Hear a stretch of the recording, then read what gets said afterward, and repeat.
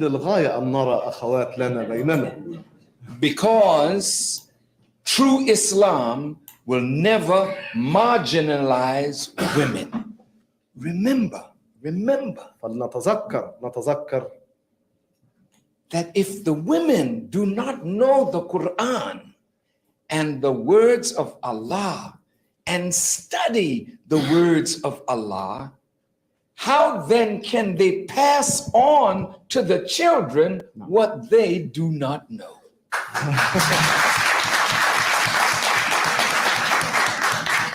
My teacher taught me, nation can rise any higher than its woman, for the woman is the mother of civilization.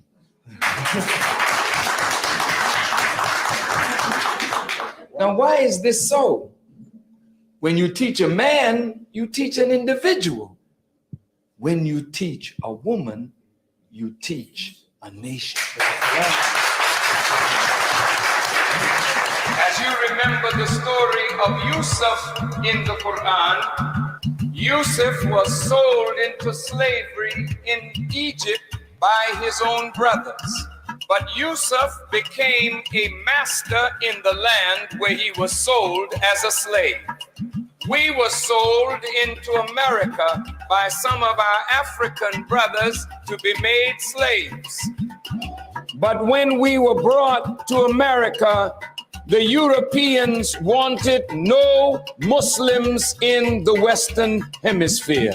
So they murdered our fathers and mothers that they could not teach us Arabic, that they could not pass on to us our own names, our own language, our own culture, our own religion, our own God, and our own history.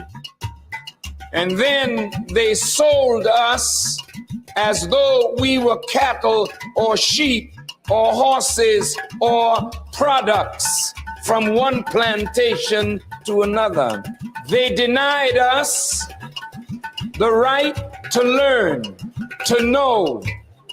We fell down in America and became drunkards.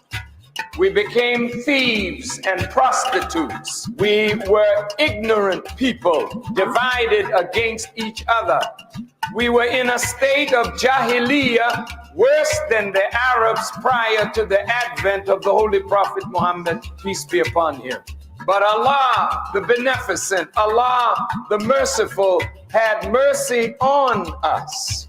A woman from this area of the world gave birth to a son in the holy city of Mecca. His name, Farad Muhammad. He came to America to bring Islam to the blacks. He stayed among us 3.5 years. And he searched among us for one person that he could put on his shoulders the mission of raising us up from mental death. And now I'm proud to tell you that Islam has dignified us. Islam united us. Islam made us throw down our whiskey and our wine bottles. Islam stopped us from using drugs. Islam gave us a strong family life.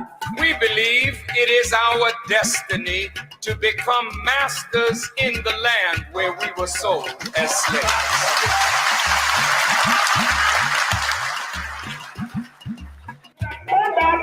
The Honorable Minister Louis Farrakhan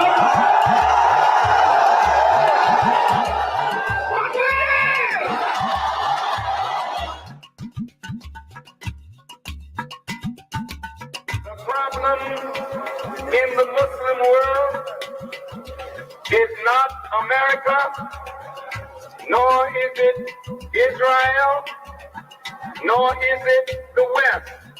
The problem in the Muslim world is that our world has deviated from the path of Prophet Muhammad and from the teachings of the Holy Quran.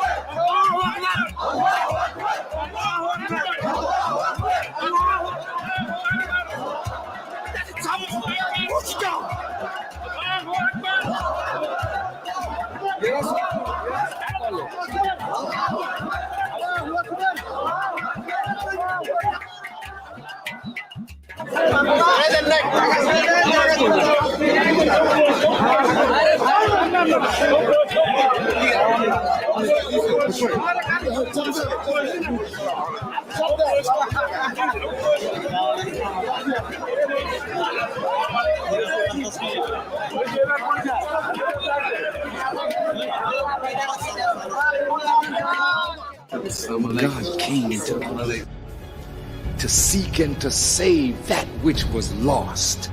He raised a man from among us. He, the Honorable Elijah Muhammad, laid the foundation.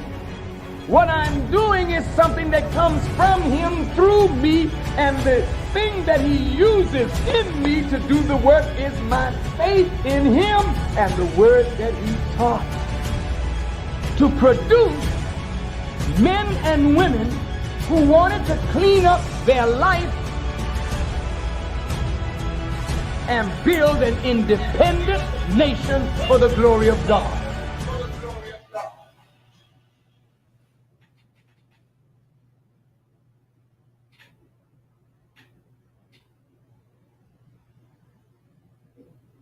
Greetings. This is your brother Willie Muhammad, with I Have a Testimony on National Network View today.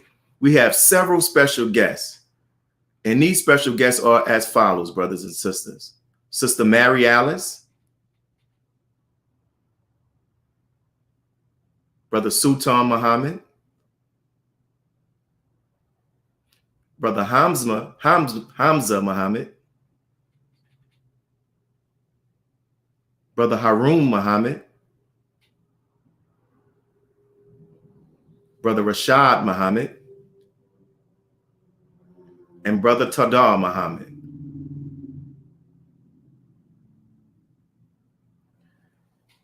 Each of them are here to share what they have observed and experienced during their travels with the Honorable Minister Louis Farrakhan. Brothers and sisters, there is so much that needs to be discussed, which is of great significance as it relates to the World Friendship Tours. We know we may not be able to capture every detail of the tour, but we hope that this talk today will inspire more discussion, more testifying, and more analysts of these tours, as from many of the participants who were able to travel with the Honorable Minister Louis Farrakhan. As we ask the questions today, they won't be done in a chronological order based upon World Friendship Tour 1, 2, and 3.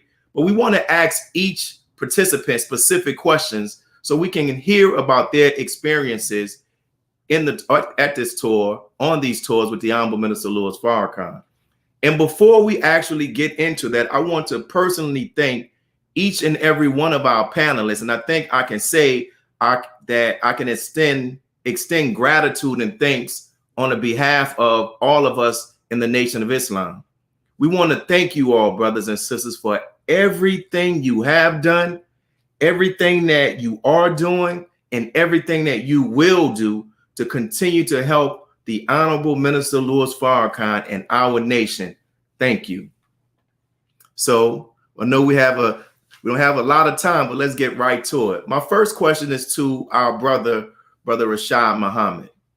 And Brother Rashad, the Honorable Minister Louis Farrakhan said how after the historic Million Man March, he went into a deep reflection and solitude. He said he went into the desert, and then he was shown that the next step was to embark on this World Friendship Tour, right? The first one. And with this decision, when this decision was made, it sparked much anger, envy, jealousy amongst the leadership and the anger of the U.S. government. From your time around the Honorable Minister Louis Farrakhan, during the time of his deep reflection and reflecting on what he was the next step, what can you testify about was his motive for embarking on this tour after the Million Man March? Thank you. In the name of Allah, I bear witness there is no God but Allah, Muhammad indeed is servant and messenger. First and foremost, I would like to extend to the believers and the viewing audience the greetings on behalf of the Honorable Minister Louis Farrakhan of Assalamu alaikum. Minister Farrakhan asked that every time that I go before the believers, that if I would extend the greetings on his behalf, and his greetings is a form of a prayer to you and your families, wishing you well during a time such as this. So take not his greetings light, take them as an extension of mercy and a blessing from God. As relates to the tour and what took place after the Million Man March, Minister Farrakhan is a guided man, and he's a man that moves upon the inspiration and the directions of God. And I would imagine that during times like that, you're looking for the next step or the next move in your movement, because sometimes you may not even be aware of what it is that God would have you to do. But he knew the significance of the march, and he knew the significance of the work. And I would imagine as he reflected over his teaching, and as he reflected over his God and prayed, then he got the answers that he was looking for. And that was to go to connect the nation of Islam to the nations of the world, because now the whole world was viewing, waiting, and watching the nation of Islam to see what our views and what we were all about. So it was like an introduction, if you would, to the world one-on-one. They have heard of us, they have seen us, but now they get a chance to see his work full scope. And now he goes to connect the nation directly to the nations of the world for the future of a nation. And as I see it, it's still unfolding, and we have not yet even started to capture the blessings that he had went forth and gotten through the connects of friendships around the world. Yes, sir. Thank you, brother, for your response. And so my next question is to our sister Mary Ellis. You know, from your perspective, Sister Mary Ellis, why do you think it is necessary for those who were blessed to be a part of these World Friendship Tours to observe the Honorable Minister Louis Farrakhan during these travels to testify about what they experienced and what they observed? Assalamu alaikum. Thank you so much for allowing me and giving me the honor to be part of this panel. In the name of Allah, the Beneficent, the Merciful, I bear witness there is no God but Allah, and I bear witness that Muhammad is his messenger. I understand the significance of these discussions, because far too often the minister has done, by the grace of Allah, great things, and yet it is not known to the world. It is not being discussed. It is not being displayed enough. And I think those of us that were honored enough to be part of his tours, to let the world know who this man is, the significance of this great man in our midst, what he has done, how he was received, how he is perceived to the rest of the world. But yet in his own home, he's considered a hater, an anti-Semite. And we have an obligation to let the world know that how they portrayed him is not the man at all. Wow. Thank you. Thank you, sister. Appreciate your response. And our next question is to our brother Haroon.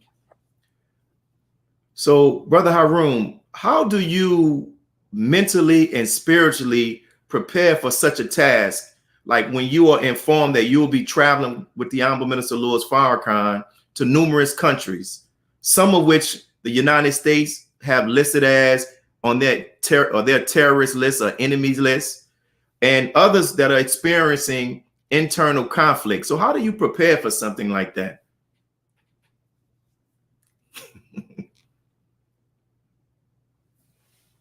For allowing me to be a part of this panel. In the name of Allah, the Beneficent, the Merciful, I bear witness there is no God but Allah. I bear witness that Muhammad is his messenger. Well, I have no problem going with the minister wherever he decides to go. It's not a problem for me, you know, because I know the man, I know his character, and I know his connection to Allah, Almighty God. And having that knowledge and feeling in that spirit of that, only thing I can say is prayer prepares you and a willingness to do it, a willingness to go. I don't think that there's great preparation mentally for me. I think that I already understand who the minister is and what he represents. I believe that wherever he say go, as the Honorable Muhammad chided us or told us to do, we should go. Wherever he told us to stay from, we should stay from. And because of that knowledge and because of that expression, there's really no preparation, just a willingness to do it, in my opinion. Wow. And you're right. That's very wise. That's very wise counsel, reminding us about the Most Honorable Elijah Muhammad's words about him. So I'll go to our brother Hamza next. When in 1996, the Honorable Minister Louis Farrakhan, from the research that I was able to do, he traveled to on this tour. It was about 20 countries, and then on the second world tour, it was 37, and then on the third friendship tour, it was a number of countries as well. You know, that's a lot of traveling within a small amount of time. What can you share with us about the Honorable Minister Louis Farrakhan's work ethic and his commitment to complete the goal as he was on these world friendship tours?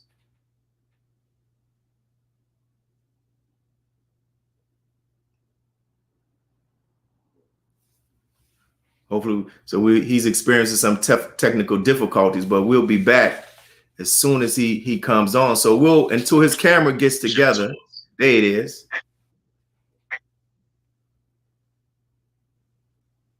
Go ahead, Brother Hamza. Hopefully, so he's experiencing some technical difficulties.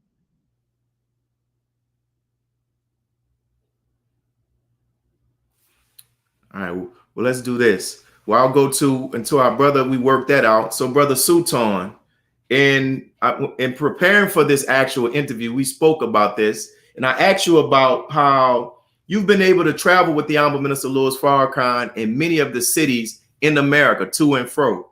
And you've had this opportunity to travel with the Honorable Minister Louis Farrakhan out of the country. How would you compare the response of the people to the Honorable Minister Louis Farrakhan outside of America compared to the response inside of America? In the name of Allah, the Messenger, in the name of Allah, the beneficent and merciful, I bear witness there's God, Allah, and Muhammad is protecting.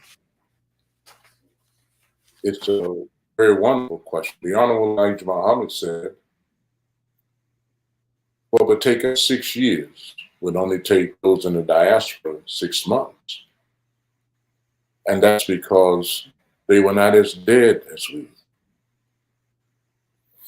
I found that to be absolutely true. And I found that even to try to take commission in another country with this teaching would really be something of a cop-out. Because the most powerful of those people are the ones who've been broken down to the least. And that is we here in America. However, when we hear the ministry, it's like a wake-up call. We're hearing something for the first time. We clap. Go ahead, Brother Minister. But when you watch a man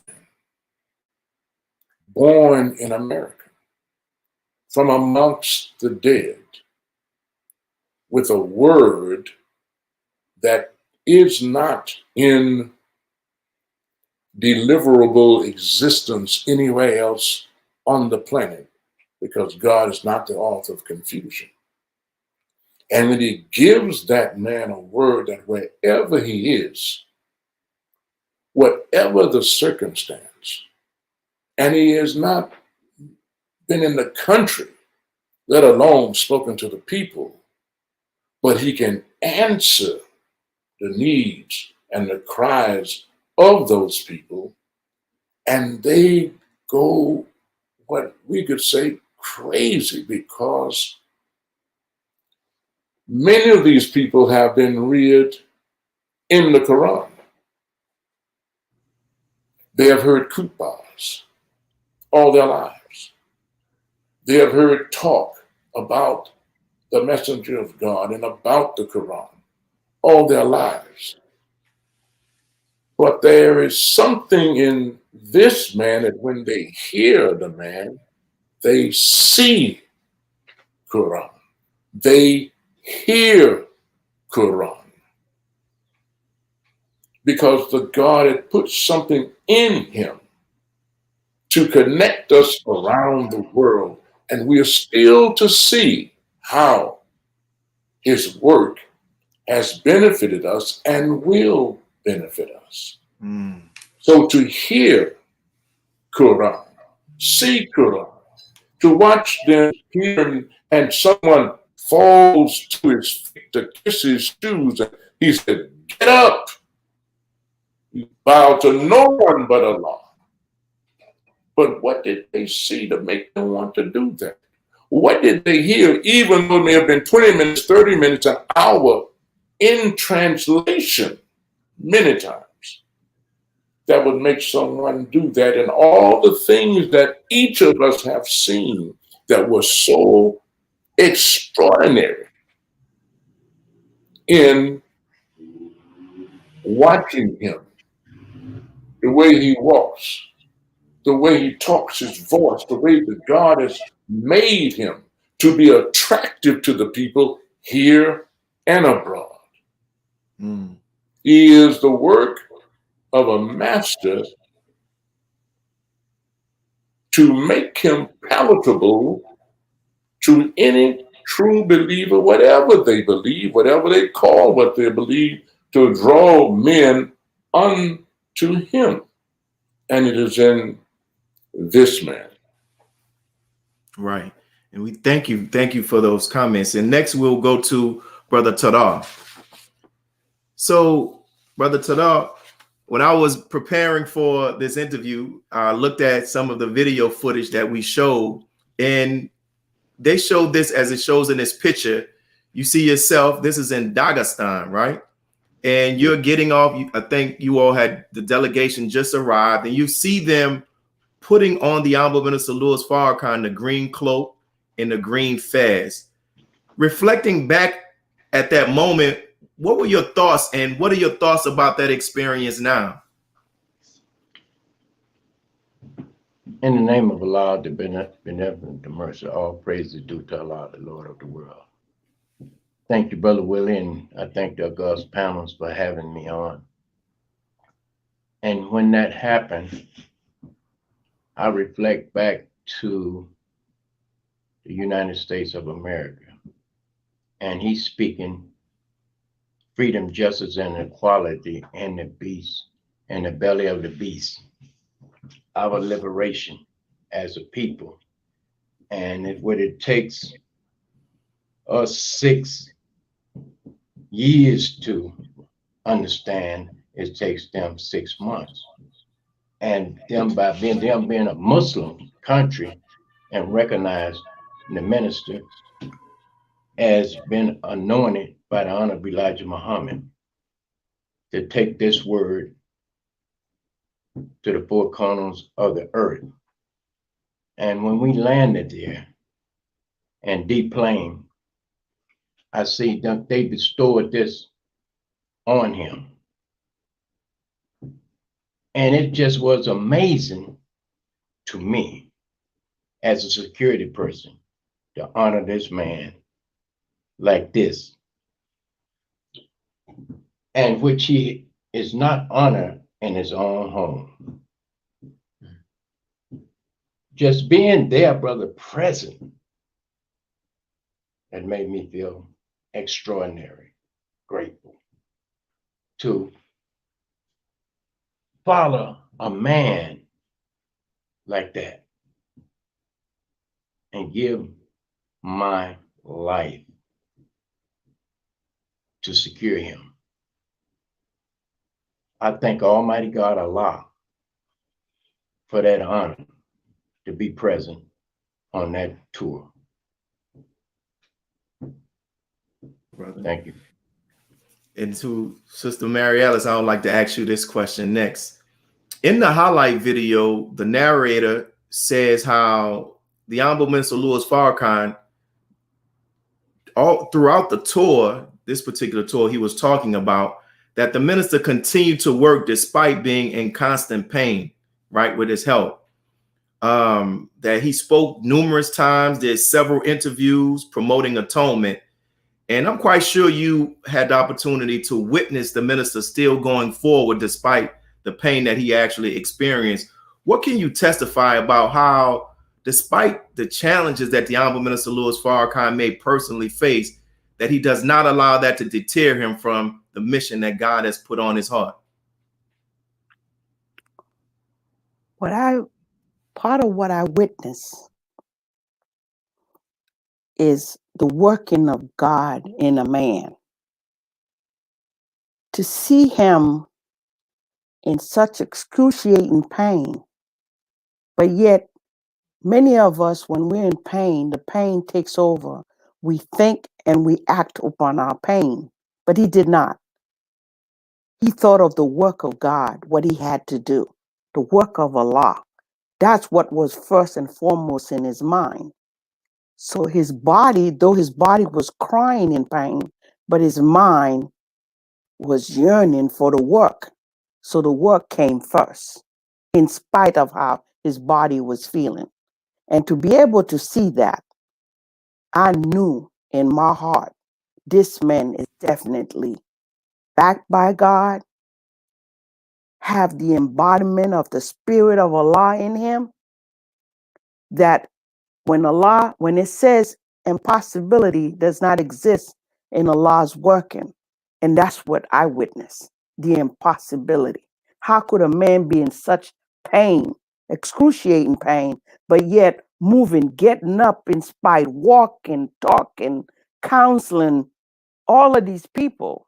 It was absolutely breathtaking and amazing to me. Unusual individual is who we follow, the Honorable Minister Louis Farrakhan, an incredible human being embodied by the spirit of Allah. That's what I saw. Yes, ma'am. And thank you for those comments. One of the things that we've heard the Honorable Minister Louis Farrakhan talk about this, that no matter where he is, he's going to speak the truth. And I would like to ask this next question to Brother Rashad.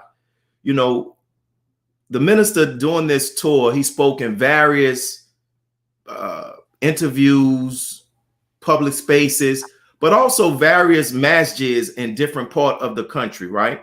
Saudi Arabia, Africa, Russia, and even in the Caribbean, and also to large Islamic audiences. And the minister never failed to lift up Master Farah Muhammad and his teacher, the Most Honorable Elijah Muhammad. What can you testify about how, whether it's public, private, in America, outside of America, how the Honorable Minister Louis Farrakhan lifts up his teacher and Master Farah Muhammad regardless? Well, the minister is a very unique human being, and his life is not his own. He belongs to God, and he has surrendered completely. But it's not just God in a mystery sense. The minister is what we call a made man. And to understand the minister, to understand his maker, and to understand the process by which he was made. And going into that, we think sometimes that the minister is acting upon his own thoughts. But the real truth is, his thoughts are so aligned with the reality of God and God that it's a direct reflection from God. And he's accepted that. So he's true to himself. And in being true to himself, he's true to his teacher, because him and his teacher is one and the same. And being true to himself and his teacher, that put him in direct alignment with God. And his message does not alter. The beauty of the Honorable Minister Louis Farrakhan is that for over the last 60 years, he has not changed in reference to his delivery of the message that he's received from his teacher. And no matter where he goes, he's going to be outstanding in that regards, because he's true to himself. And he was raised in such a way that you can't make him afraid. He feared no one but Allah. So the message that he has is very clear. And that is a message from God. And there's no one that can refute what he's saying based on the principles of truth and mathematics. You may argue based on your understanding, which could be limited based on your teachers. But when a man come before you and say that he was taught by God, then you have to examine the work. And if you see the Honorable Minister Louis Farrakhan work, they bear witness to the works of his teacher, the Honorable Elijah Muhammad. It's one and the same with an extension where you see it greater, and what you see is a highway being prepared so that God may dwell among men, and we too may follow in the works of God so that God may shine through us. Thank you, my brother. One of the things that amazed me about the World Friendship Tour is one of the honors that were done on the behalf of the Honorable Minister Louis Farrakhan in Nigeria. And it was called a mini Durbar. And from what I understand, this was the 9th one that was done in a 1,000-year history, right? So I would like to ask Brother Haroon, like if you were there when you saw this, like what were your thoughts when you saw the Honorable Minister Louis Farrakhan being honored in his way and all of these tribal chiefs coming and putting their swords down and spears down before him? Well, it was really amazing to see that kind of honor and respect bestowed upon the minister. Like I think Brother Sultan mentioned, a prophet is not honored in his own home. But when he went abroad, a lot of those countries, they honored him like a rock star, well, better, more than a rock star. But they showed him deep honor and respect. And when I saw that in Nigeria with the Durbar, it was amazing. It was fascinating. I mean, they came out in all their festive gear, they different colors. They had horses dancing for him, you know, that were well-trained horses. I mean, it was like bowing to the greatness of God in a man. You know, that's what I saw. They were given honor because the minister is a man that speaks the truth and represents the word of God. So for them to give him that honor, they're honoring God. They're honoring a man that's reflecting God. And that's what I saw. And it was like you said, it was only 9 done in 1,000 years. And he was one of the recipients, which was well-deserved and well-due, in my opinion. Definitely. And looking like we got our brother, he's back. So we're going to go to Brother Hamza. Brother Hamza, the question I was asking you before you started experiencing technical difficulties is, can you testify about the Honorable Minister Louis Farrakhan's work ethic while on these tours?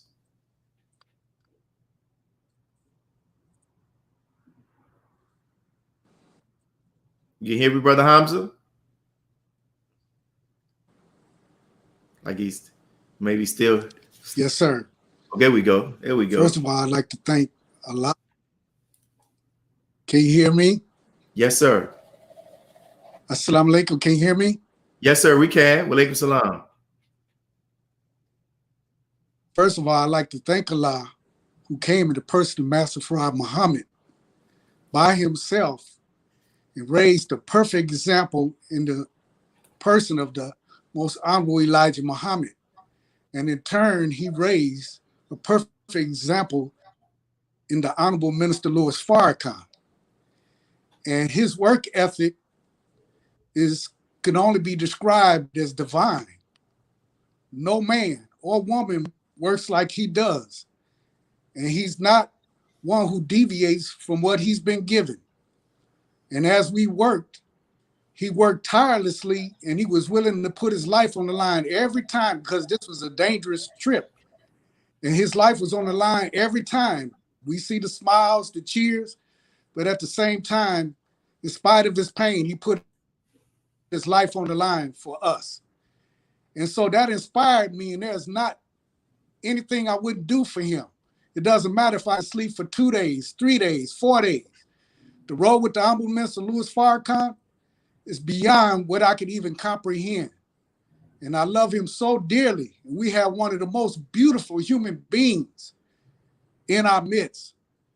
And even if he didn't get the honor here in America, and he received the honor around the world, those of us that know him should honor him the way we're supposed to honor him. And my life would never be the same in terms of me being with that beautiful man, that divine man, the most honorable Minister Louis Farrakhan.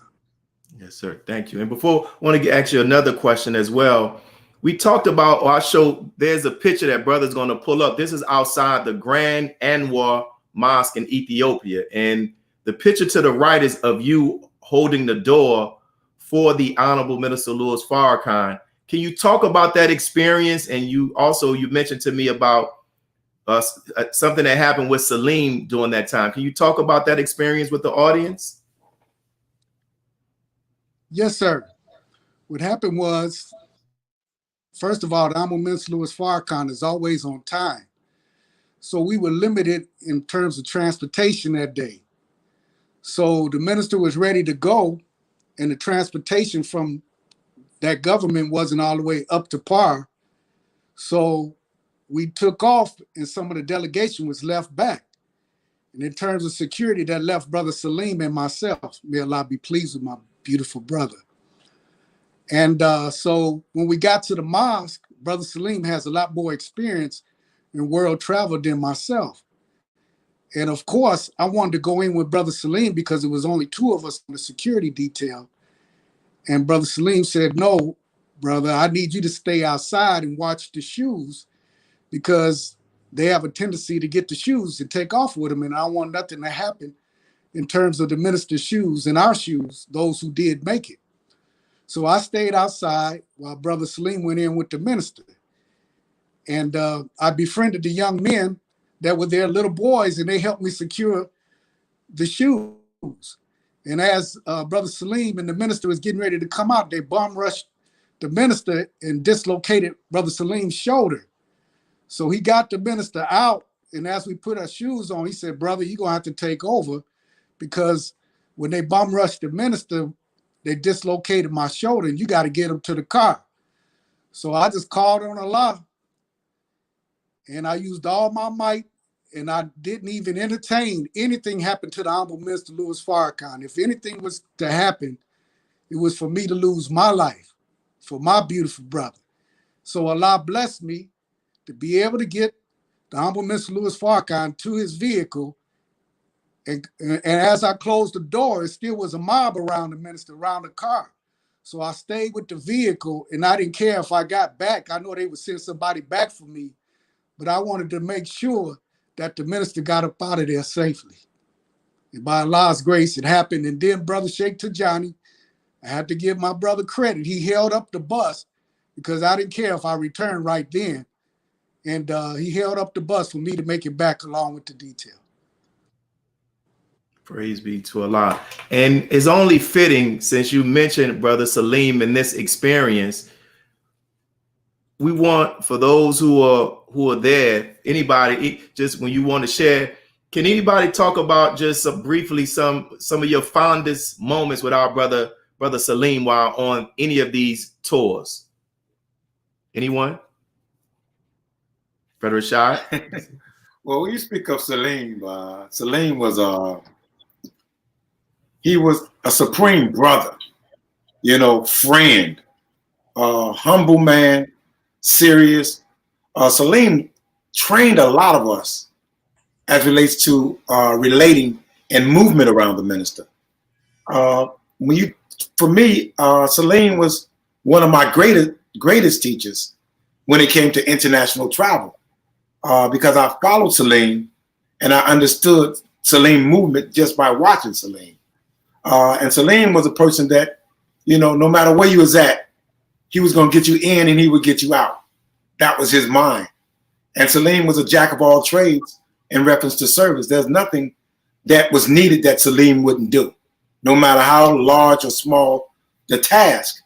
And even as Saleem became a more mature man, as we were coming up as young men, just his ability to lower his wings as we were growing to help us to grow. I mean, you won't find a more beautiful human being, and the minister gave him a name based on his service that he did on a tour. And I think it was 86 when Saleem got his name. And the minister gave him the name Saleem. And he said that everywhere that he went, Saleem made friends. And Saleem would be the maintainer or the keeper of peace. And that was Saleem's way. No matter where you found Saleem, whether it was in the streets or in the park, whether it was in the restaurants or whether in the hotels or wherever he would go, whether it be with the security details, you would find Saleem making friends. And he was a very beautiful human being and very tender-hearted and misunderstood, but very much was a killer, if you understood. So Saleem was a very beautiful, beautiful human being, and I will always have fun memories of Saleem and the works that he did. And I look at his life, and Saleem is one that, as I studied his life, I took certain principles of his life to add to my life and to make my life and my family life a much better life based on how I seen him as a young Muslim coming up. Praise be to Allah. We're going to go to Brother Sultan. He wanted to share a comment about our brother Saleem. Yes, sir. Brother Saleem was one of the most impressive people that I had met. I ended up, of course, in the suite trying to do some of the things, that he did. But Saleem, when he began with him, did everything. Saleem would secure him. Saleem would drive him. Saleem would cook for him. Saleem did everything. A very unusual brother.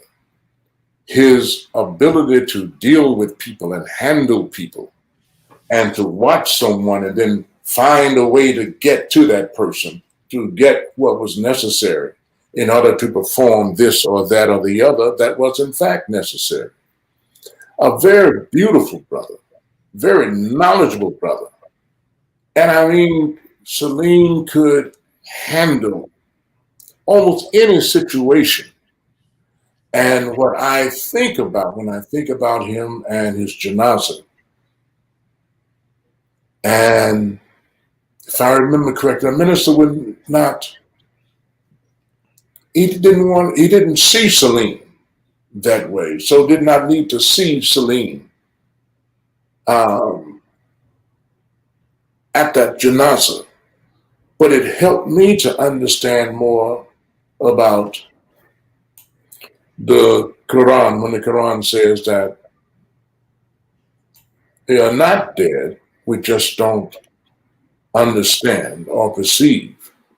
And I could see then and began to understand a little more about our perception of death as opposed to our growing knowledge of death and the mathematics of death.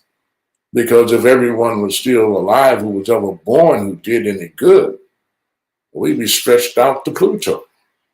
So it is a necessary thing that I believe the first God submitted to, author of life, and then submitted to the mathematics of not being here physically, but being here to this day. Wow. And so thank you, my brother. We want to get everybody's comments who wants to share about our brother Saleem. We're going to go to Brother Tadar next. Yes.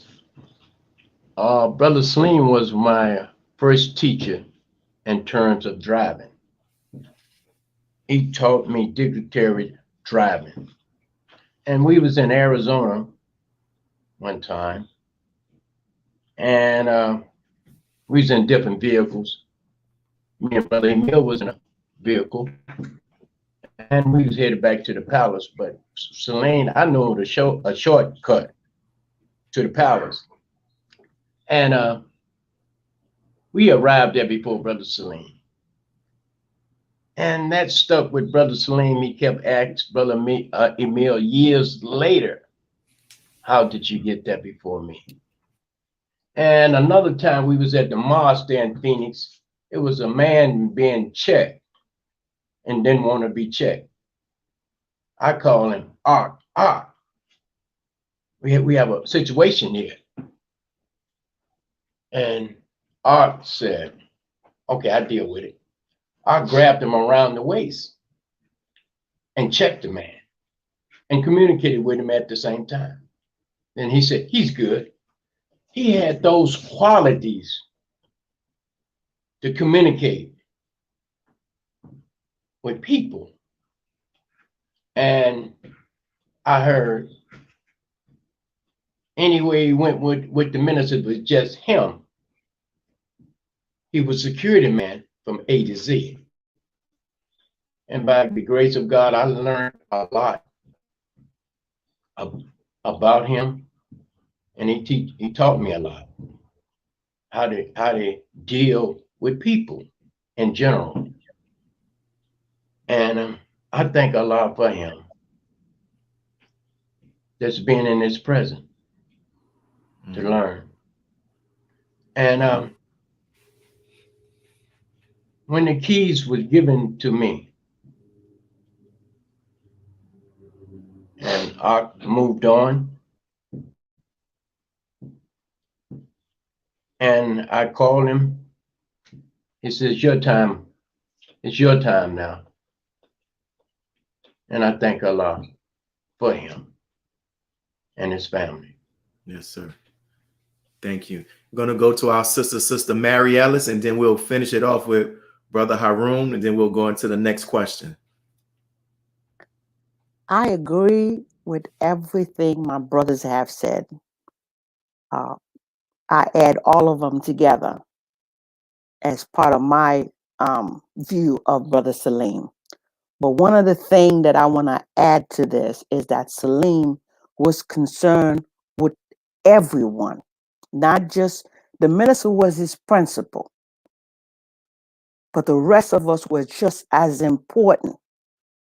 And he had a motto: once I take care of the principal, which is the minister, then I'll get back to you. And rest assured that he will come to your aid.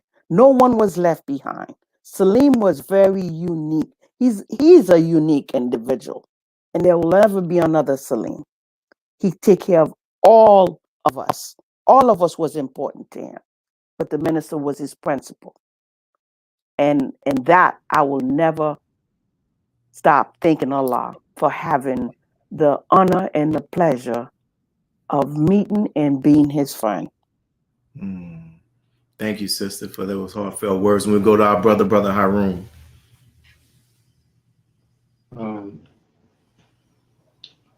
I'll have to say, may Allah forever be pleased with Brother Saleem. Great brother. In security, I learned the hallmark or the posture of security from former Brother Frank, Brother Ali Muhammad, who was a supreme captain. I learned that from him. The spirit or the fire of security, I learned from the supreme captain, student supreme captain now, Brother Mustafa.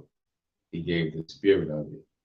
But Saleem gave that special touch, that intricate knowledge that I still rely on and call on today from what I've learned from him.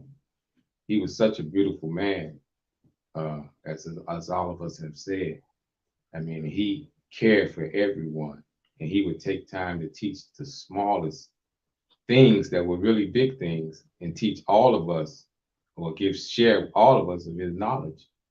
I don't think there's ever, or I have never met anyone on the level or the capability as Brother Saleem. I mean, he was a soldier, and he was a man. Of course, we all have faults, but he was a man of principle, and he was a man that really did a lot for us in security. We all like sprang forth from him. Yes, sir. In truth, we all learned from him. We all like his children. Those of us who were around in these circumstances, we learned from him and we pass it on to others. And now it's like grandchildren and great-grandchildren from the knowledge that Saleem has given us. So I'm forever thankful to Allah for that, brother. And may Allah forever be pleased with Brother Saleem. Yes, sir. Thank you, my brother. I want to go to our brother Hamza.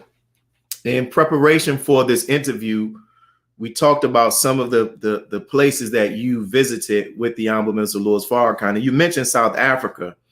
And what stood out about our conversation, you mentioned how passionately you said how you could personally testify in a way that give a testimony that rebuts the enemy's lies about Nelson Mandela scolding the Honorable Minister Louis Farrakhan. So I wanted to give you the opportunity to share that. Yes, sir. Well, I was chosen to advance the detail to go to the compound of former President Nelson Mandela, because when we embark upon world travel, we don't have access to a cadre of men. So each one of these men that are witnessing, each one of us had to be equivalent to 10 to 100 FOI. And President Mandela's granddaughter was the head of security on his compound.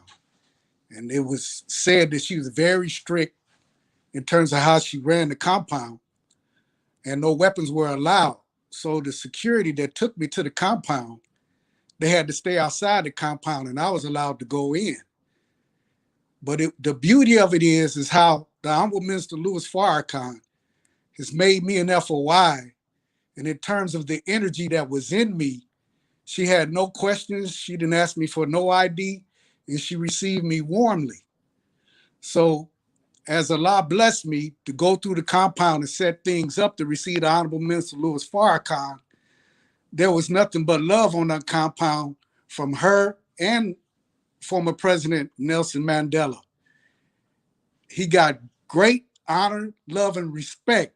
And when we heard back in the States, they tried to say that the Honorable Nelson Mandela mocked the minister, called him Louis, or said some kind of crazy condescending type thing.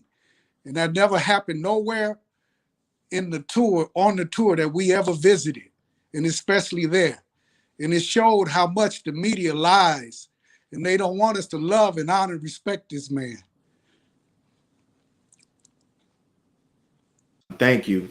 I'm gonna go to our brother Sultan, and in our talks as well. You mentioned how in your observing the Honorable Minister Louis Farrakhan, this was in Nigeria, I think you said, Brother Sultan, where you talked about how you learned a very important lesson about listening, because there were some men that came to the minister to see if he was able to do anything to help free, I think, a loved one of them that was incarcerated. Can you talk about what you saw and what you learned from that? Yes, sir. It was actually Abiola who was still in prison. He was the former president, and the current president was Abacha, who was a military man. And this particular person, brother, had come to the minister to appeal to him, to make an appeal to Brother Abacha, obviously because the brother thought and felt that this man, the Honorable Minister Louis Farrakhan, would have the influence and the integrity to appeal to President Abacha for the release of Abiola. And what I remembered about it, which was so beautiful and instructive, most of the delegation was invited to come into the suite to hear. The minister wanted us to hear brother and his appeal. And for whatever reasons, very wisely, of course, he desired that. So we were there. I'm there. I'm working in the suite, and I remember standing behind something like a bar. Say in a suite, you have a bar where you could sit, and something behind the bar with a fountain and all that, as in any other hotel, of the fine hotels in particular. And so I'm standing there doing whatever I was supposed to do. And the brother started talking. And the brother kept talking. And the brother kept talking. And the brother kept talking. As I remember that this brother spoke about 3 hours straight. And when brother had several of us had found whatever reason to leave. But the minister never interrupted that man one time until all that he had in him was out in his appeal.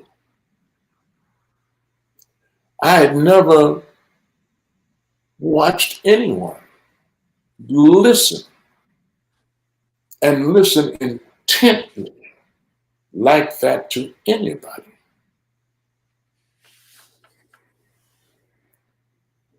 And because he said nothing, well, no one else should have anything to say.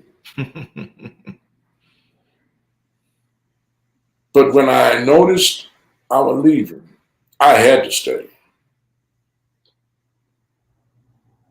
And when I witnessed how the minister heard that man, it was one of the most impactful things to me because I'm a person who cut you off. I know what you're going to say.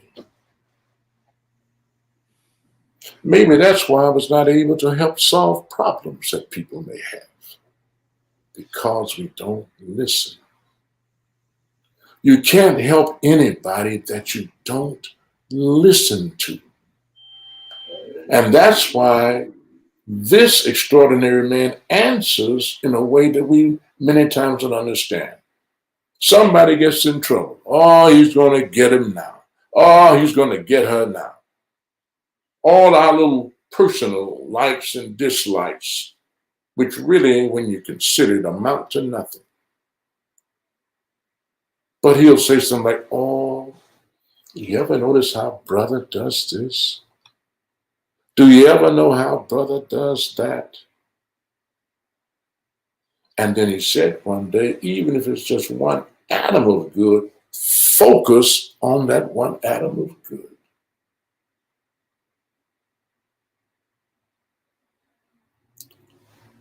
When we, many times, we assassinate each other. We bring up the bad. We bring up the bad. Well, that helps to make me bad if that's all I'm going to hear. But now you point out something that you like about me. And you focus on it. You can help me to be better. And I've watched him with that for now decades. Save people with his listening ear. And that's why I say to him all the time, I don't just thank you for what you've done for me and my family. I thank you for what I have seen you done for others all over the world. Wow. Thank you, my brother. I think all of us can learn about, even starting with myself, Bella, about listening, man. So thank you. So now we're going to go to our brother Rashad. And I think I heard the Honorable Minister Louis Farrakhan mention this, what is shown on the screen about Bermuda and it being in the rain. So, Brother Rashad, if you were there, like in the rain, to hear the Honorable Minister Louis Farrakhan, can you share with us anything you remember about that moment? I remember we got on the island. It was already pretty late. And when we were getting ready to go, it started pouring down. And naturally, coming from America, we're not used to being standing in the rain. That's not something that you just, commonly do. Go to a concert or participate in anything. We just stand outside in drenching rain. And I mean, the rain was coming down, and the call came that the people were still out there waiting on the minister to come. So we mounted up and went, and the people stayed out in the rain. It must have been over an hour. And at certain times, it was pouring down, drenching, as it relates to rain coming down. But one of the things about when you speak of the islands and the Honorable Minister Louis Farrakhan, I kind of understand when it's mentioned about his love for the island and his love for the American people, because it's like they receive him You know, there's not an island that you go to that don't receive him as a child of their own. They all receive him and embrace him as such. And to see them waiting in the rain under the conditions. And I mean, they wasn't going anywhere. And it wasn't like a lot of them had umbrellas. And if you could, as you can see, the video, the wind was blowing and rain was coming up under the top of where he was speaking, but the people stayed out there in the rain. And when it lighted up, they were good. And when it was pouring hard, they were good. But the people of the islands, of the Caribbean, have great love for the minister. You know, and that's what I find just about everywhere we have gone, that he transcends borders. You know, and speaking of Brother Saleem, I would say that Saleem had a part of the minister, being with him so long. And I would say that would be called brother love. If you want to sum Saleem up and say, well, who is he? You could say, well, that's brother love.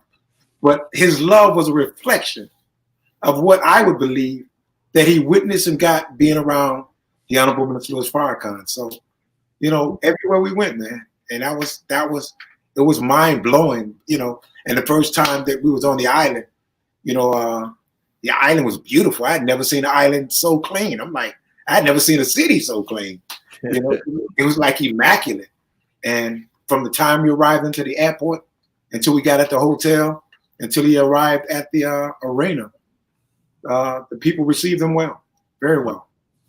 Thank you, my brother. So the next, I want to go to our brother Tadar. We talked about this, and Brother Tadar, the picture that is up is the Honorable Minister Louis Farrakhan with the late Palestinian leader Arafat. And you know, there was a whole bunch of controversy about the Honorable Minister Louis Farrakhan potentially going to Israel and stuff like that. Can you talk about the minister's visit to Palestine and meeting with Arafat? We was in Jordan, and the minister said, we going to Palestine, and we're going to have to go through Israel security in order to get to Palestine. So he asked each and every one of the security team and delegation. It was danger. We may not come back, but if you want to go, why you want to go. If you didn't want to go, tell me why. You could stay back and enjoy. And we all expounded on that. And we all went through the security of Israel and on to Palestine, just to see the people, the Palestinian people, and how Israel was treating them in terms of searching them and that nature. And we went on down, we went to his office, and they went up. I stayed down with the soldiers. And he had sent, I think, Sadiq, former brother Melvin, to come up, to tell us to come up. The one was downstairs, to sit at the table, at the conference table with Arafat and Minister Farrakhan and President Arafat's security, just to hear that, what they were discussing, and be privileged to be there in Palestinian. It brought memories back to me when I was growing up as a child in Mississippi as a sharecropper, how the people was being treated. And it was an honor and a pleasure to be there, to hear the minister and him converse about the situations of the world and the Palestinian people and Israel. It was an awesome experience for me. It will always be with me, that situation. I thank Almighty God Allah for that. Wow.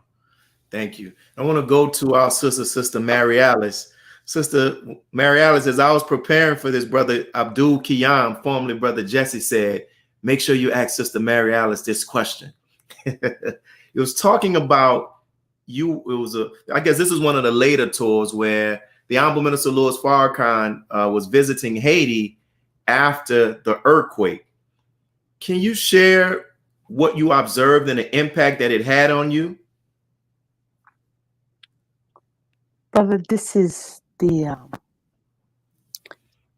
I humbly submit that this was actually what gave me wings between my wings. I felt free. That experience have changed my life exponentially.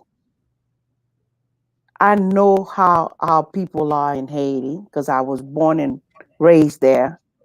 Very staunch Catholics, set in their ways.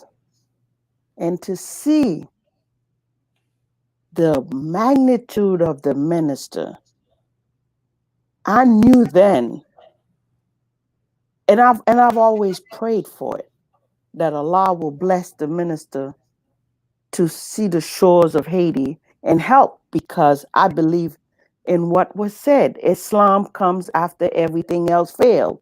And Haiti have had many religions, but yet we're still in the condition that we are. And I knew that the minister's presence in the country will make a world of a difference. And it did. But to see how he was received and how he was treated, I shared that with Brother Rashad. I said, with the song that R. Kelly has,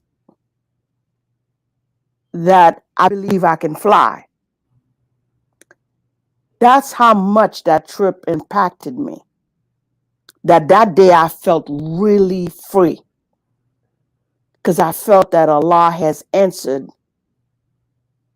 the plight of the Haitian people through his servant, the Honorable Minister Louis Farrakhan, because the reception was awesome. And I felt that Allah did not forget us, because for the longest time, I thought we were forgotten. And to actually witness the minister on the shores of Haiti, making the impact wherever he went, the people, even though there was a language barrier, he did have an excellent translator in Brother Joseph McIndow, but we're not quick to answer any questions. And to see, as the minister is speaking, the Spirit of Allah displaying, coming through him, and how it impacted the people. After that first day, everyone kept coming, and they would try to get the explanation, trying to get the translation. But however the minister was speaking, it was beyond words, beyond translation. They felt his spirit. Even the people that practice voodoo were bowing before the minister. So to me, that trip impacted me the most out of all the places that the minister's been. Not because I'm from Haiti, but to see that there's no language barrier when it comes to the Spirit of Allah. And when the Spirit of Allah is present, there's only one universal language, one universal spirit. And that's what I witnessed in Haiti. Be to Allah. Awesome. Sister said, speaking multitudes. And that's one of the benefits of these testimonies, because hearing you all and you all giving firsthand witnesses. Now, for those of us who want to understand the Honorable Minister Louis Farrakhan better, we can open the scriptures and now connect what you said to what is actually in the scripture. So we want to go to our brother Rashad. He wanted to add on to something that he saw, testifying about the minister with Arafat.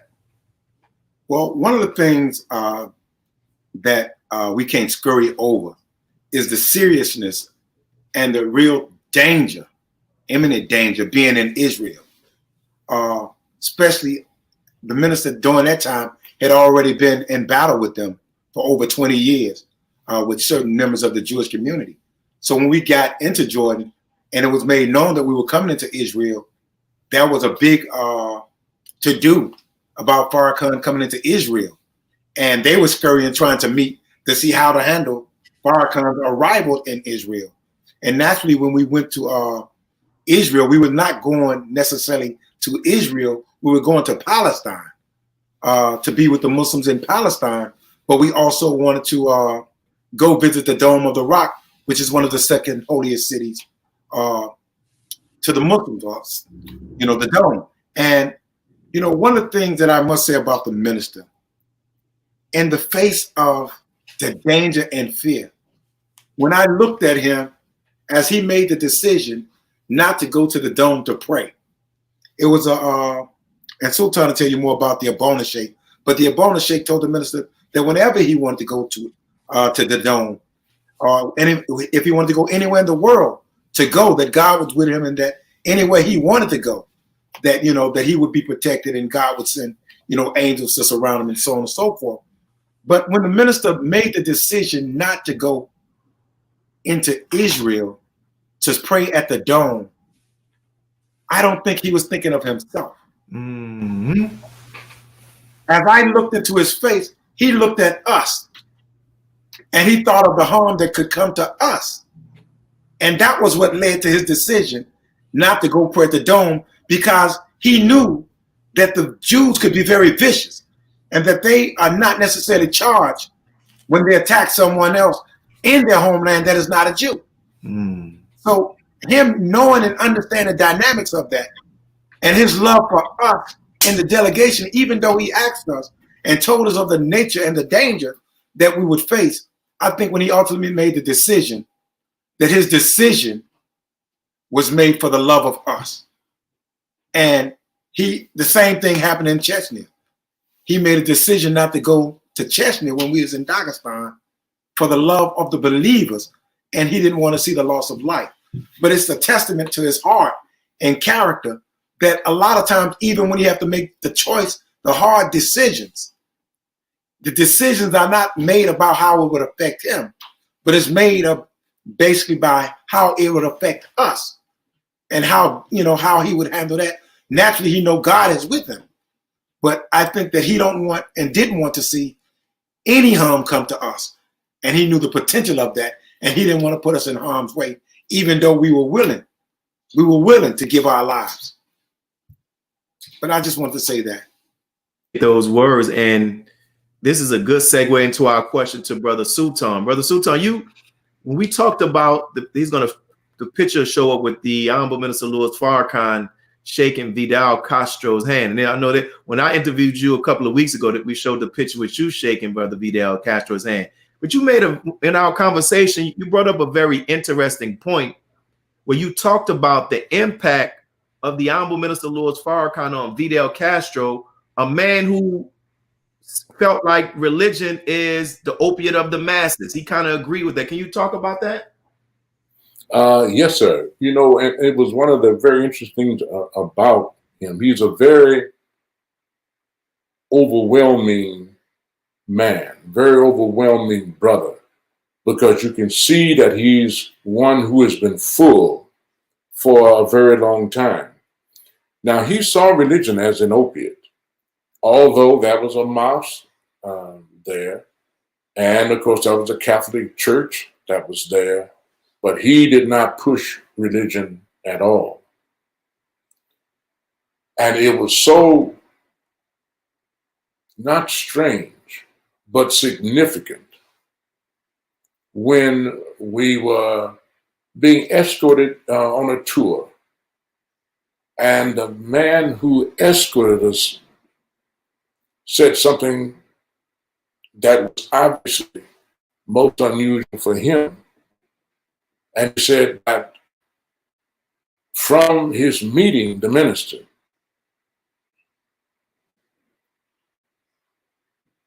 that Brother Fidel said, he's a prophet. Here's a man who does not conscribe really to religion at all, but he conscribed to his nature. because the Honorable Minister Louis Farrakhan said that he was the best sign of Jesus in that country because of what he does for the people. And his works were the works of Jesus. So here's a man who does not believe in the religion as the opiate that it is, who says after just his association with him, the time that he had spent with him, for him to say after I don't know how many years, he's a prophet. And then for the minister to later answer that he was the best example of Jesus for the people there, really anywhere, because he's doing Jesus. He's not talking Jesus. So I wanted to say something else though also with respect to our visit to Palestine, as of course Israel is called Israel. We were to go somewhere on December 14th, as I remember. But because of whatever happened, the minister decided that we would go on December 14th. I think I'm correct, and the reason why I remember is this. Now, I was dealing with the passports. So when I went to take the passports up and we were dealing with the people, we have U.S. passports. So U.S. passports, you know, you go anywhere you want to go. And the woman wanted to delay. She said, well, let's hold. Remember now, the minister made the decision to come. Actually, we were a month early. The woman was trying to make contact with somebody whom we later found out they were trying to contact Netanyahu to find out whether or not we could come in or how they should handle us or whatever.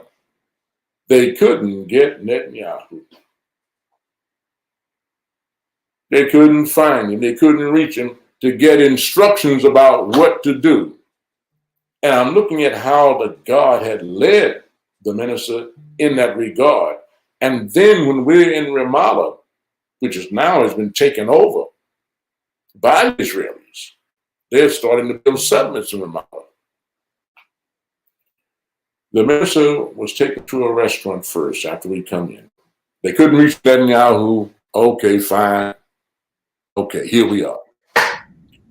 And we go to a restaurant in Ramallah where the minister, we have a meal, and when we get ready to come out, you saw at least 50, we have a picture, long, with mics on the end, with the long poles with the mics. It's about 50 reporters or more that's right there with their mics to get the minister when he comes out. So everyone then knew that the minister was there. Now the government is not angry as all get up because this man is in Ramallah. The man has already spoken words, and there are over 50 reporters or so that were out there in that gathering. Now we go to the West Bank, to Gaza, where we meet with Arafat, where the minister meets with Arafat. And when we got on that bus to leave, and the radio was on, you heard all this crazy talk. How did Farrakhan get in here? How did this happen? How did that happen? Well, whoever did it, they gotta do this and they gotta have to do that. They're gonna have to deal with this and deal with that. And we're gonna do this and we're gonna do that and we're gonna do the other. They went mad. However, you know who is God. Yes, sir. Yes, sir. Thank you for that. And we're going to go to Brother Haroon. He wants to share something about the whole Arafat and Palestinian visit as well. Then after that, we'll come to our brother Hamza. It was basically what everybody said. It was was a wealthy experience. And I agree with Brother Rashad on the trip to the Dome of the Rock. I believe the minister held back from going because he thought about us. And he didn't want us to lose our lives going there, because he did say that some of the prophets were stoned to death going through Israel. And he didn't want it to happen to us on that tour. And the minister is that type of a man. He looks out for the whole, you know, even if it sometimes means that he has to put off what he wants, he'll look out for the whole. And thinking about Rashad, I reflected on something that the minister mentioned about me and Rashad as young men, how he would see us holding posts around his house, security, and he would say a prayer for us because he didn't want anything to happen to us, even though he knew we was willing to handle any situation and possibly give our lives in doing so. But he prayed for us that Allah would protect us. When we thought he was protecting him, he was praying that we was being protected. So I understand that point, that he looks out for those who he loves, and that he didn't want anything to happen as far as that trip to the Dome of the Rock going through Jerusalem. And that's basically what I have to say about that part of the trip. And basically bearing witness with what Brother Tala said, that we were called up to be in that room and to see Arafat, you know, Chairman Arafat, he said his name correctly, and see how he's respected and loved the minister. I mean, it was awesome. You know, they all bear witness to the minister and seek his counsel. You know, yes, even the greatest kings and rulers seek this man, this little black man from America that was raised by the Honorable Elijah Muhammad. They all want to know what he has to say. You know, they want to drink from his wisdom. And me, growing up in Chicago, a little brother from the south side of Chicago, to be honored that he would allow me to go with him to travel and see these things. I mean, it's mind blowing. And it's just awesome. And that just testifies to the love for the black man. Yes, sir. Praise be to Allah. And we're going to go to our brother Hamza. One of the countries that was visited during one of the tours was Australia. And we know that Australia is also the home of some of what is known as the Aborigines, right? And in our talking, and then I also researched after you and I had a conversation, you talked in the article, it talked about how the Honorable Minister Louis Farrakhan was welcomed by thousands that were waiting at the mosque. And they said that there were several other thousands that were lined up on the street awaiting his arrival to come and speak at the mosque. And it was said that the minister still took time to visit. There was a neighborhood that was called Redfern, or is known as a slum neighborhood, and according to them, in Australia as the Block. Can you share about that, the minister's visit to that neighborhood? Yes, sir. Myself and the great brother Sadiq, formerly known as Brother Melvin, we advanced that detail, and they found out where that neighborhood was. So Brother Sadiq and I was to go in advance and let the people know that the Honorable Minister Louis Farrakhan wanted to speak with them. And we were to find a place for the minister to speak. So therefore, we went door to door, spoke to the people, and they were excited. And Brother Sadiq and I came upon a brother that was in the Olympics as a martial artist. And he had put a gym in the hood for the people in the hood to come to. So Brother Sadiq impressed upon the brother and told him about the minister wanting to speak to the people, and could we use his gym? And at first the brother didn't want to do it. But as you know, for FOI, there are no excuses. So Brother Sadiq continued to impress upon the brother about the minister and explain to him who he was. And the brother relented. So he said he would allow us to speak in his gym, the minister, that is. And so we set it up, and Allah blessed the minister to come and speak to the people. And I didn't go inside because I had the outer perimeter. And I was standing next to one of the imams, Mr. E-Man from the East, and he said to me, he said, brother, I ain't never came to no place like this. I don't have no reason to come. I said, wow. I said, this is what the Honorable Minister Louis Farrakhan does all over America and the world. He looks out for the downtrodden. Islam is supposed to be all about. And here it is, a little baby brother like me talking to this imam, and he said, wow. He said, I never thought of it like that. And the minister spoke to the people and they loved him. They received him and it was overwhelming. We have a most beautiful man, and the minister does not forget the downtrodden. He does not change, and he's always on his mission, never stopping regardless of the obstacles. Beautiful. Thank you, brother, for that testimony. And what's beautiful about that, even like you said, in America, he's going into those neighborhoods that are written off. And even in Australia, he was doing the same thing. I want to go to Brother Sultan, and you're going to see on the screen, Brother Sultan, it has a compilation of, these are just some of the few honors and gifts that were given to the Honorable Minister Louis Farrakhan.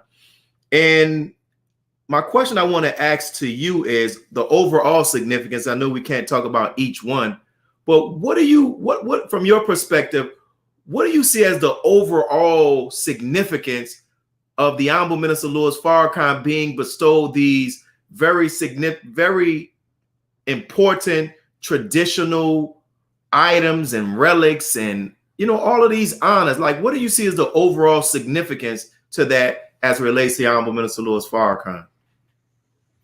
The first word that comes to mind is universal.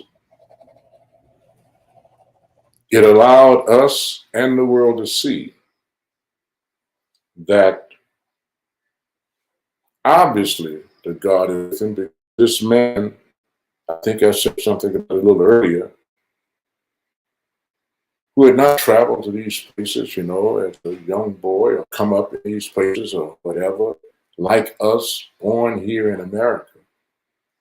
How could he speak a language that's understood regardless to where he may be, and the people respond like they respond? It could only be speaking to the very nature of the people. And it is a proof for us and a help to us to see that he is, in fact, who we are coming to see that he is, and more. We see him here in Dagestan with white Muslims. These were the only ones who had a crescent in the same phase as we did, which was in the first quarter, a new beginning. These Muslims, if you ask those of us who were there, we would say that these were some of the best Muslims that we met, these white-skinned Muslims. It was as if they were waiting for us. And if you heard what the minister later says about the mother, it is from that area that he was talking about. I had never felt a white person, not even the white Arabs in Islam. But when that man Nada hugged me, after I finally was able to get back to the delegation, because the Russian intelligence had me. But once I got to the detail, and Brother Akbar introduced me to this man, I know that I had seen the officer, whomever he was, that was at the head of the table when I was supposed to be interrogated, and the way God handled that. But I saw this man turn from one of confidence that when he was talking to whoever he was talking to on the phone, I watched this man turn yellow, maybe a few other colors, right in front of me. I wondered, who is he talking to? Then he gives me the phone. He tells me to give the phone to the translator and the things that we went through. But once I was there at the compound, finally with our delegation, and this man hugged me, I felt him. In that place, there was a young boy at the lieutenant governor's son. I think he was about 6 years old. And his daughter, who was, I believe, 10, had a few years ago won the recitation for the Quran for those up to 15 years old. And I think she was only about 6 at the time. And I remembered what the minister said. He said, "What kind of mother does she have?" But the little boy, who was at 6 years old, there was a picture on the wall of the lieutenant governors. I think it was his great-grandfather. He's sitting on a white horse with that long Angora coat, one of which they gave to the minister, and his high Russian hat. And he's sitting on the horse with a sword drawn. The picture's life-size. Well, it was a very big picture. And they asked the minister, after having given him one of many swords that he was given, not just there, not just in other places, but even in Nigeria and other places, what is this thing about the sword that they have heard in all these centuries leading up until today? But they asked the minister to stand in front of the picture, and the minister did. They had given the minister a sword, and they asked the minister if he would pull the sword like that from the sheath. The minister said, "I cannot pull the sword." Wow. "I cannot pull the sword." He said, "But I will hold it." And he did. Then the little 6-year-old, Brother Olive, Maria's husband, he was one of the filmographers. And so, he was getting it on film. And the little boy came and stood at parade rest. I mean, he came and stood in front of the minister hard. I mean, like, you noticed his presence and the way he did it. And so Brother Olive said, "Well, son, could you..." That brother had to look like Brother Olive. Like, Brother Olive said, okay. 6 years old. Standing to secure this 6-year-old. Standing like a grown man to secure that man behind him. Praise be to Allah. Wow, man, that's powerful. Very, very, very powerful. And thank you for that. That was a new story. I didn't hear that one, but that's the beauty of these testimonies. I want to go to this next slide. And many of us, if we've heard our brother Sultan on numerous interviews, also online and even publicly in national or Chicago, where he talks about, and he did an excellent interview. Now I encourage all of you all to go and read this interview. It's located on finalcall.com. And he talked about the significance and all what went on as it relates to the Honorable Minister Louis Farrakhan meeting with the Abuna Sheikh. And I want to go at this question in a kind of like a different way. I'll start with Brother Rashad, but it's free to all. We've heard Brother Sultan talk about the significance of this meeting, but from you all who also, I don't know, you may have not been a part of this trip, but you have learned about the meeting. And we'll start with Brother Rashad. What do you all see as the significance of the Abuna Sheikh with his high level of respect for the Honorable Minister Louis Farrakhan, his words, and even giving the Honorable Minister Louis Farrakhan his cloak and his staff? Well, in short, I would say that it reminds me of when they talk about Muhammad returning to Mecca at the head of 10,000, or the story about, I don't know exactly who it was, but returning at the head of 10,000. And I think that, you know, when it comes to the reality of Islam, they recognize the rise of Islam in the West. They recognize the rise of the nation and what the Honorable Muhammad has taught. And they know that it's just a matter of time before we come to the forefront. And there are those that want to honor our movement and ushering in our welcome as the leader of a new world. And I think that, you know, as a man of stature, a man that is revered, a man that is respected, a man that knows scriptures and understand the time and recognize, a man that never laid eyes on the minister, but now that he sees him, say, I pray for you, you know, 500 times a day.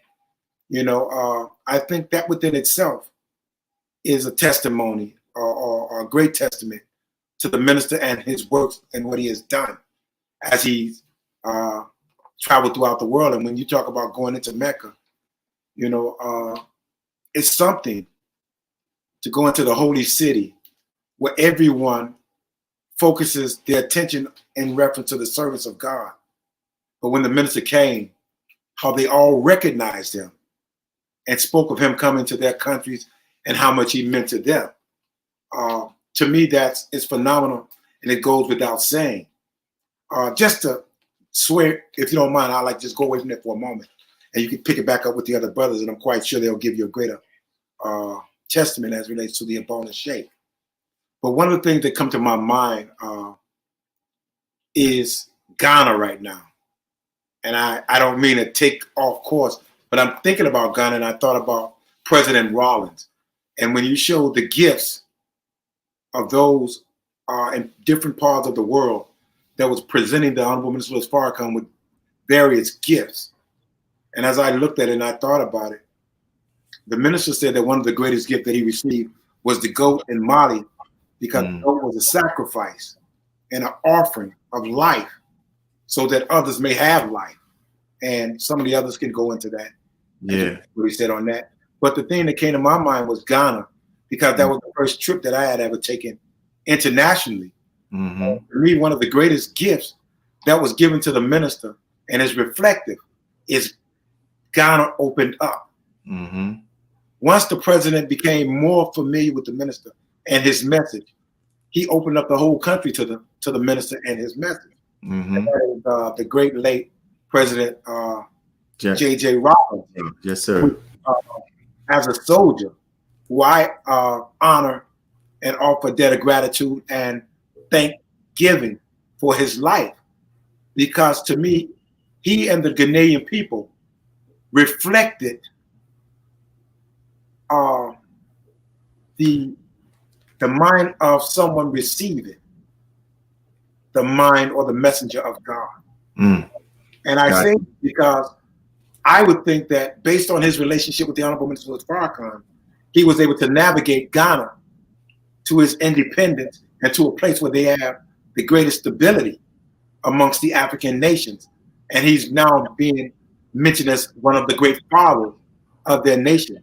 But I think that it also has to do with his relationship with his friend, the Honorable Minister Louis Farrakhan. And I think that him opening up the country of Ghana, also, we don't even understand the effects of what this man has taught and teach, and how it goes down into the actual DNA of the human being, and later develop and come back out. And you see people acting a way, and they don't even know the origin of it, but it's God acting through men. Yes, sir. Something deep within their souls that allows it to be released years later.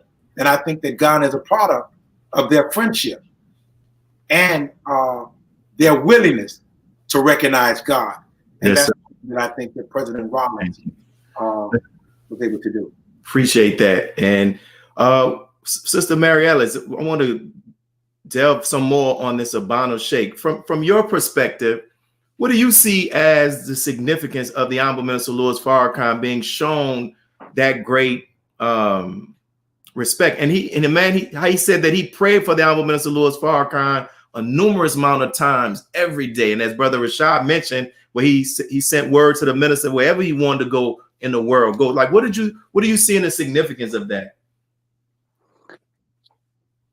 I see it as the minister is giving mass. His whole life giving mass to God came in a person.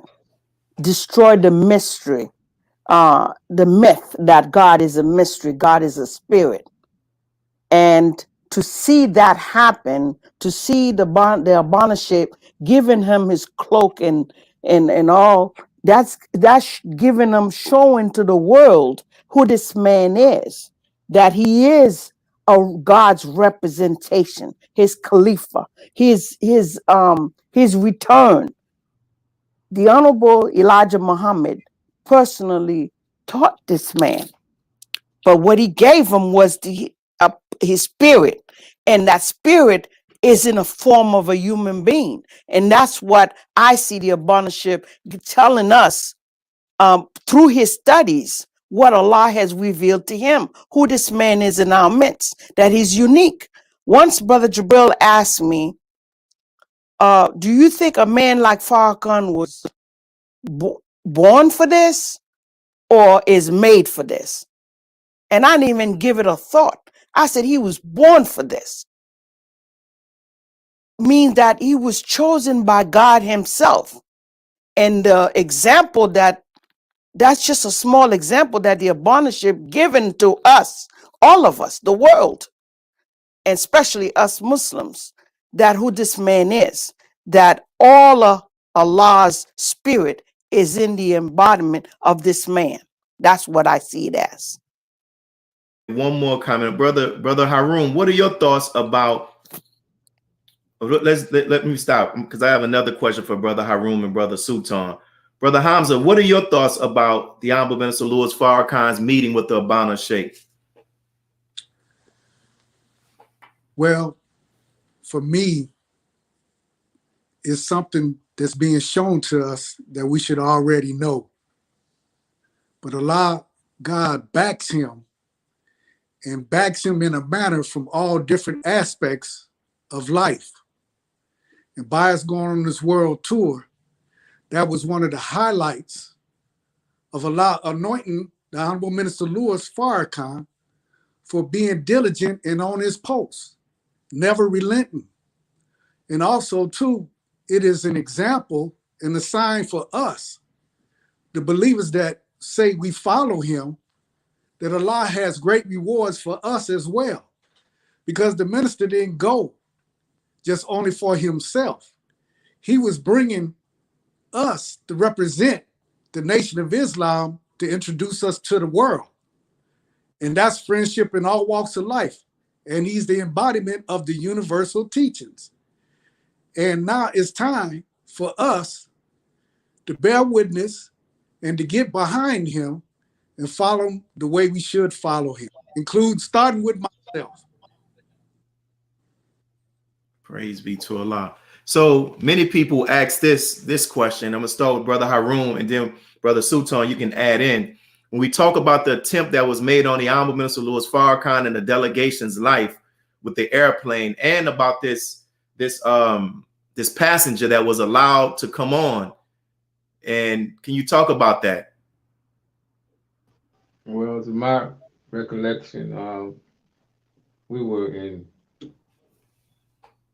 Moscow, I believe, yeah, and we were going to travel to Siberia and then on to Dagestan, and that was forgot their titles, but they were from Moscow, some Muslims who were part of our host, and I believe they wanted to go with us on the trip on our plane, and it was like a little controversy of them being able to go on a plane with us, but the final say came from the minister to let them come on the plane, and they came on the plane, and they were traveling with us to these places. But when we were going to Dagestan, I believe the international language for air traffic control is English. Yes, sir. And the pilot encountered the air traffic controllers who were giving him the coordinates to land our plane, they were speaking Russian instead of English. And the pilot we had, he didn't speak Russian. He didn't know what was going on. And I think he saw the mountains as he approached them. Like the coordinates they gave him was driving us toward the mountain. And he pulled the plane up to avoid crashing into the mountains. And, you know, everybody in the plane, most of us were asleep because it was late at night. But because of that sudden jerk in motion, you know, it woke us up. It got our attention like, whoa, you know, what's going on? Plane crashing? What's going on? So unaware to the, so he was going to make another approach to land, but unaware to the air traffic controllers, we had people on the plane that spoke Russian, which Allah had put them there, I believe. And they translated the coordinates that they were giving the pilot to land, but in translating them so that he could understand them, they still were flawed. They were wrong. They were trying to crash us again. So again, he avoided the mountains, you know, just barely avoided the mountains of us crashing into them. And he started to reapproach our landing, but he wasn't going to listen to them this time. He was going to try to find the runway on his own. And thanks to Allah, our host, the delegation in Dagestan, had parked their vehicles on the runway facing each other and with their headlights on, because it was like 3 o'clock in the morning, something like that. And he saw the headlights, which gave him a distinct vision of where the runway was. And that's when he made his approach. And by Allah's grace, he was able to land that plane based on what he saw from them. The delegation from Dagestan, who was waiting to receive us, and they had been waiting for a while. In that video clip with him getting the cloak and the hat and the sword, that was that delegation from Dagestan that gave us all that. They were waiting just to deliver those gifts to the Honorable Minister Louis Farrakhan. They did sword dances, you know, where they were fighting with swords, and it was beautiful reception. But yes, they tried to crash our plane, brother. They really did. They didn't want us to complete that tour. And we had problems in Russia the whole time. But yes, sir, that's my account. Okay, so we're going to go to Brother Sultan. Then we're going to hear Tadar wants to talk about this experience as well. Then I have another question for him. So go ahead, Brother Sultan. I was not in the plane. I was not on the plane with them. I was left in Moscow, which is why I think of course, I had the other experiences later on. Yeah. Being taken by the Russian intelligence. However, I have to say, I've loved hearing this story over and over and over again. And if you listen to what Brother Haroon said, after the attempts to land from the ground, those who were there waiting for the minister, and they thought the minister, I think it was supposed to have been there maybe somewhere around 12 or before 12, and it's now 3 o'clock in the morning. But they lined their cars up. Listen to what, and you got to hear where the God is in it. They lined the cars up with their lights facing each other so that they could light up whatever part of that runway that they could. The plane lands. But when you look at the exuberance and the joy and the demonstration that they gave at 3 o'clock in the morning, that was a thing that fascinated me. They waited this is early 3 o'clock in the morning, 4 o'clock in the morning. They still wanted to perform for him. And later, the next day, there was a parade that you saw for him. And in Chechnya, they had prepared an even bigger celebration of him. But the situation with Chechnya, remember now, Chechnya is the place where the Russian soldiers, 250,000, had been sent into Chechnya. And they went in to take over Chechnya. And when they got into the city, where were the people? You know, where was the soldiers? Where was the fighting? And then once, I guess, they relaxed, out of the mountain come those Chechen Muslims. And they have literally been fighting in that area, all of them, for decades against the Muslims. Russia against the Muslims in Chechnya, in Dagestan, in that area. Out of the mountain comes just 20,000. Descending upon 250,000. And what does the Quran say? And put them to flight. Led by that brother that you see in our first international conference, and that we held at the downtown Hilton Hotel.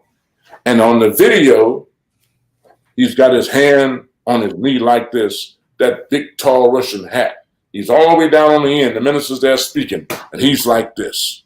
You see him looking at the minister.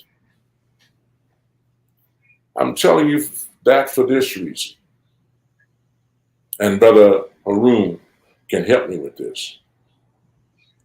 When the minister left, they gave us hell in Russia, charged us a lot of money for visas, did all kinds of stuff. They wanted the minister out of Russia. Because in that one speech that he had given there in Moscow, which I did not hear, they were, get him out. So in that way that they were actually handling us, the minister wanted the minister to come to Chechnya. And the minister said, well, no, it was not good at the time because of what was going on, because they were very serious. They were not playing. And when they got there, in the exchange, okay, so the minister is celebrated, we leave. We're back here in America. That was a conference, international conference down in Washington, D.C., and Nada and all of his crew came to see, so they thought, the minister.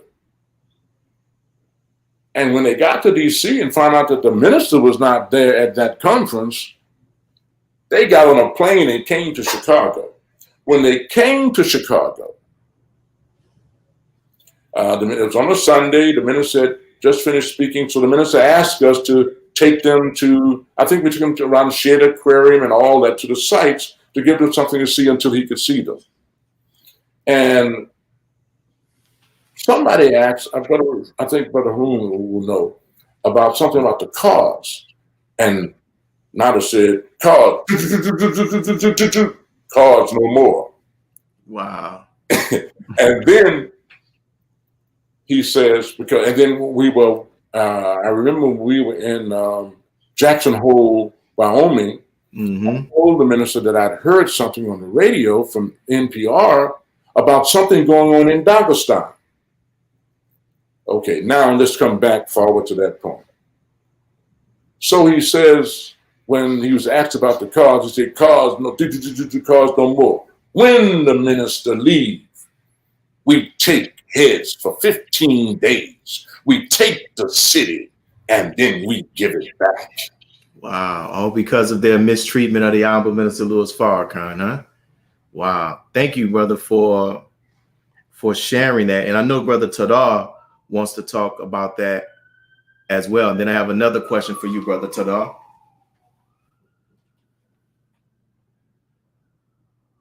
Brother Sultan is exactly correct. like about 3 a.m. in the morning. And the pilot's name was Brother Iqbal. And I'm sitting in the center of the plane, and he pulled the throttle back right. The plane looked like they're going around the mountain. I had my shoes off and put them on and ran up to the cockpit. And sit there with the pilot and the co-pilot. And like Brother Arun said, they parked the vehicles facing one another. And Brother Iqbal brought that plane in between those vehicles and landed that plane. And it was just amazing how he navigated that plane under those adverse situations. To sit there and see that in his co-pilot, Brother Iqbal. And we taxied to our host, and then we deplaned, and the rest is history. Wow. All praises due to Allah. Now we want to go. I should have asked this when we brought up our brother, whose pictures up. We see the Honorable Minister Louis Farrakhan with him now on this. I want to ask you.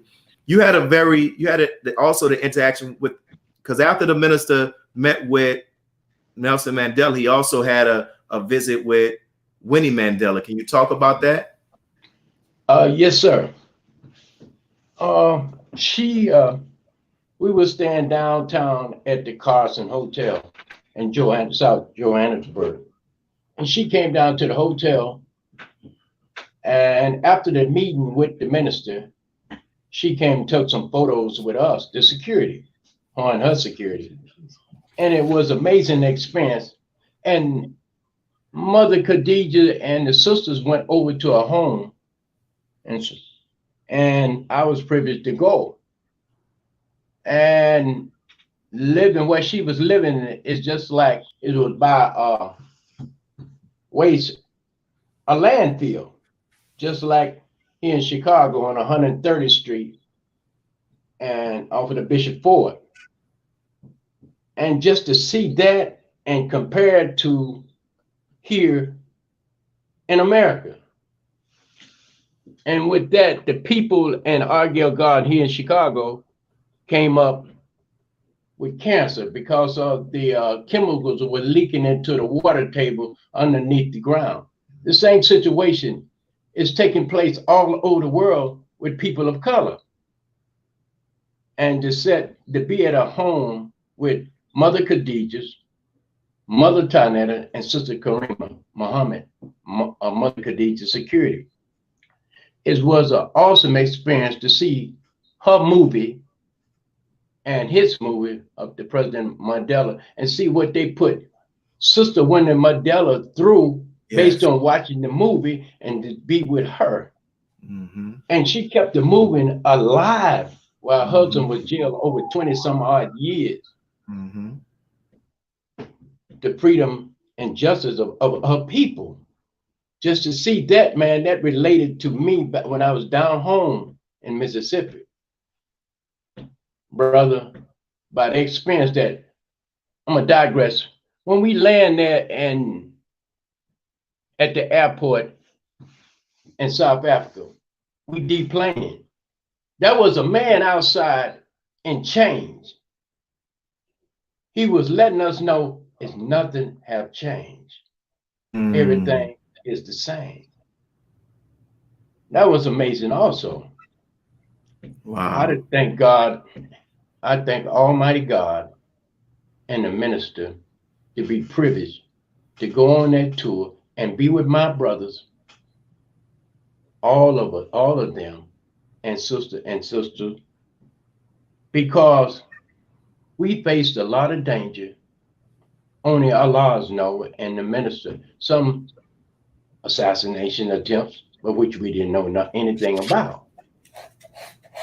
So we kept the faith and followed the instruction of our leader. And wherever he went, we went. he said one significant thing. He said, I follow in the footprints of the Honorable Elijah Muhammad, and you all follow in my footprints. That's like Brother Ram said earlier. And Wherever when he says go, go. we go. Yes, sir. Thank you. And I'm gonna go. We all have a few more questions, brothers, and I thank you, brothers and sisters, and even for our audience who's been attentive. This is the largest viewing I've ever had on I Have a Testimony. So I want to go to our sister Mary Alice. So Sister Mary Alice, Brother Sultan told me to ask you this question. I think he told me, you mentioned about how Brother Joseph Mackendal, I think it was Brother Sultan, how Joseph Mackendal served as a translator for the Honorable Minister Louis Farrakhan, but I was told that you also doing some portion of the tour where you were translating. Can you talk about just that experience? Yes, sir. It was in Mali. There was a special delegation that was orchestrated by our dear brother Gaddafi, late Gaddafi, to Timbuktu. And there, in that part of Africa, they speak French. They have other dialects, but the main language is French, the official language. And the minister, of course, was there. And at the airport, they could not assist them properly. And when I noticed that he was not being handled properly, because of the language barrier, the people didn't know who he is, and at that time, they wanted to have the minister put in a general population, which was at the airport, which was very hot, extremely hot. And the minister at that time was going through excruciating pain. That was just before his operation. And the people, the officials, thought he was just another important person, but they didn't know the level of his importance. And I asked Brother Akbar to please excuse me, but I need to say something. And when I began to talk to them, and they directed that we should be in that general area, and I'll explain to them the minister's condition, and they still didn't agree with it. So then that's when I went on. I said, Brother Akbar, I really need to step in because they're not understanding what you're saying. So I began to talk to them about the minister, his level of importance, his connection with the Testify. yes, testified of how he is, who he is in their midst, and they began to listen. And as they began to listen, then I started ordering them by the grace of Allah. I know Allah had taken over me at that point. I ordered them to have a better place for the minister to stay. And that's when they directed me to the special lounge that is only made there for heads of state. So I can explain to them he is more than heads of state. So he has first priority to this room than anybody else. And they're saying they didn't have the key. I told them, I directed them to make sure they take me to the person who's in charge of the key. We need the key because His Excellency needs to be in there. And a long story short, Allah had then taken over me, and I acted other than myself, acted like I was in charge. And they began calling me Madam Protocol because they felt as though I was in high places. And I went and spoke to the person who was in charge. And they, from that point on, anything that they wanted of the minister, they asked me. And when all heads of states come through the airport, they came to me first. And I thank Allah that He blessed me in such a way that I will never forget. To be able, because at that point, all I was thinking about wasn't my life. And these were men with serious ammunition, with guns and AK-47. They were ready, because in Africa, our people, they don't play. When they're on post, they'll shoot you and drag you out And at that point, I didn't see any danger. All I saw was the minister was in pain and he needed to be attended to in the best manner. And Allah took over me and I put away the chef hat, as brother said to me, Brother Akbar and Brother Leonard. They said I throw away my chef hats and put on a soldier's hat, because at that point, the minister's health and well-being was most important to me, not my life. And everybody started, and throughout the airport, through info, everybody kept coming to me to translate, to share what they had to share with the minister. Crazy. Now, two scriptures came to mind. It says, by the blood of the Lamb and the power of their testimony, Satan was defeated. And as the Honorable Minister Louis Farrakhan always quotes this scripture when he teaches Moses, he says, perfect love casts out fear. So we thank you. And I want to go to this part, and we'll have others who may want to come and share this. If brother can go to the screen, these last three questions. This is with the Honorable Minister Louis Farrakhan, when he talked about how, while he didn't participate in the political election the second time in America with President Barack Obama, and I think not with Hillary Clinton, he said, they killed my brother. So this is pretty much open to the panel. Is there anything that you all can, of course, succinctly share about just the travels to Libya? Go ahead, Brother Sultan. Yes, sir. I'd like to say, first of all, that Minister Farrakhan was one of the most well-known non-Libyans in the country. And that when I know I was going to the different places there, you use the minister's name. You say the minister's name, somebody around knows who Minister Farrakhan is and knows something about Minister Farrakhan. But it was the wonderful work, that he did, and the wonderful way in which he, again, expressed himself. And so where delegations from around the world, we were in one meeting, I wanted to bring a picture too, where we're sitting at a conference, and I think this is 2009. We're sitting in a conference room with maybe 400 or 500 seats. And the minister is the deputy. Now look at this. We, I guess formally would say, we don't have land. So the deputy to Brother Muammar Gaddafi, you could say, is a man that does not have a territory. But merely by the fact he's made the deputy to another 400 who do have territory would seem to indicate that there must be something about territory that means more than just land. But it is the influence in the land. He carries with him the power of Almighty God, which can easily be seen, especially by those who, as I said earlier, who had been introduced or who have known the Quran or who have lived so-called the life of a Muslim. But this man is not just seen as that. When we were trying to get out of Timbuktu, which was very difficult, we were there for a long time, and just delegation after delegation after delegation come to speak with the Honorable Minister Louis Farrakhan.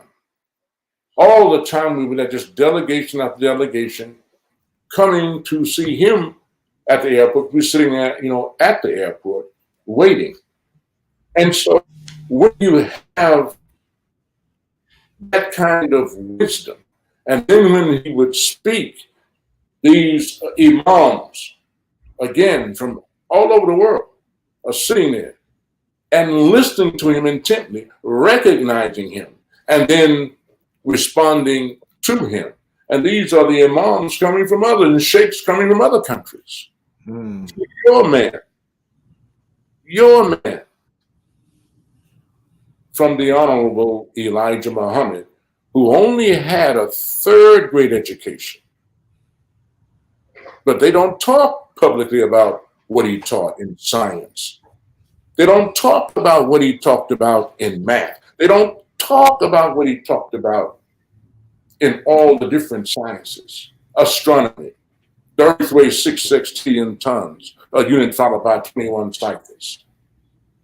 Why don't they talk about that from this man who only had a third-grade education? And then we can prove now how they're changing their figures to match his figures. Powerful. Why don't they talk about that aspect of Elijah Muhammad?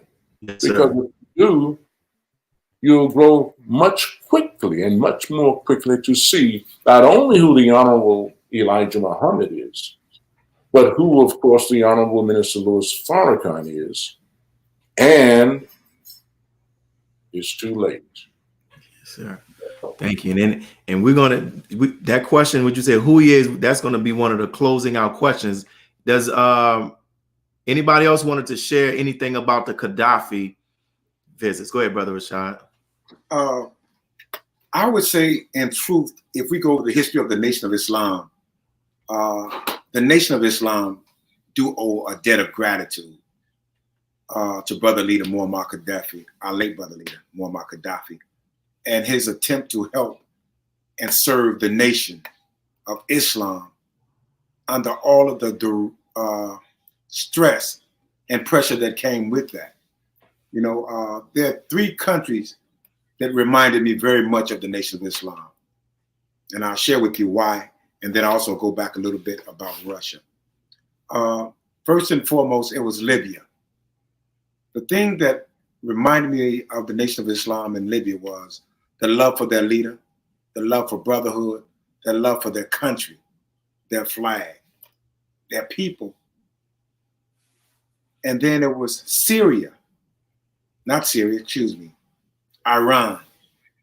And the believers of Iran, they were very unique, somewhat, you could say, even strange, because they were a very beautiful group of Muslims that loved Islam, loved their nation, and loved righteousness above all else. And you see them, no matter what they had to go through, they tried to maintain the banner of Islam in a pure sense as relates to Western worlds and society. And then the third one would be Dagestan, Russia, the Muslims of Dagestan. You know, that was, as I listened to the brothers speak about it, that was a serious reality that we face. In truth, we were right in the midst of what could have been a war. And the war would have been over us and how we are handled, and how members of our delegations were handled. And it got to a point where it escalated, where we thought that we were actually going to battle, or that they were going to battle that night. And they came and told us this thing's gonna go down. In the first place they're gonna bomb is the location that you're at. So we're gonna have to get you all up out of here, but this thing is about to erupt. And that's how intense it got, from the time that we landed in Dagestan to the time that we left the country of Russia. Russia was a serious piece as relates to Islam and what was taking place and how we were handled, yes, and how our host saw that. But when it came to Libya, and when it came to brother leader Muammar Gaddafi, there's no place that I have gone with the Honorable Minister Louis Farrakhan that received him like I saw them receive him in Libya. I would be with the minister in Libya, and just his mere presence, when the minister would walk up, to Gaddafi's security would respond, and they would make way so that the minister can greet his brother or see his brother. But even as we moved around, just how they would handle him, and even when we had different members of our security detail, because we'd become friends with some of them, we knew them. They always looked after brother minister, and even as we went on the world friendship tours and went around the world, they would have soldiers in different countries that would shadow us. Wow. I know that. I don't know that from hearsay. I know it from a personal experience that I had, where I had an encounter where I had Libyan intelligence was moving around me. And it was brought to my attention, do you know this is happening around you? And these did this and they did that. And it was this, that, and the other. And I was like, okay. But the bottom line is there's nowhere that the minister went where he didn't send his people to watch after us. So if we were even in Europe or in Malta or in other countries or throughout Africa, he had people that would watch over us. So that was a very unique relationship that was built with brother leader Muammar Gaddafi and brother minister Farrakhan. And there's much more to be said about that. And I would imagine that when we write the history of our nation, Libya would come up as a friend. And to this day, you know, the Honorable Minister Louis Farrakhan has been a true friend to Libya, of the Jamahariya of Libya. I mean, you couldn't have found a finer representative of love for that country, and a person better than Minister Farrakhan. His love for the people of Libya and what it meant to him, and even when our brother was murdered, how it affected the minister. And he said, you know, it's a hell of a thing when you look at a man like the Honorable Minister Louis Farrakhan, and he's looking at two of his brothers, and he said, "My brother murdered my brother." You know, here it is. His brother in Barack is murdering his brother in Islam. Yes, sir. Gaddafi. So I mean, that's a unique place, and I think that whenever the history of the Nation of Islam is written, Libya will show up because they did, to a degree, help us. And whatever degree that was, it was more so than some others that did for us as a country. Sir.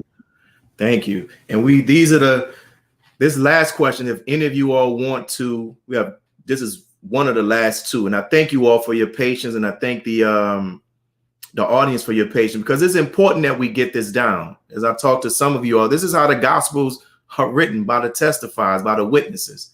So one of this question before the last, I want to go to this slide where the Honorable Minister Louis Farrakhan, this was after the Million Man March, spoke to a crowd. This was, I think, during Iran's celebrating the Iranian Revolution, if I'm not mistaken.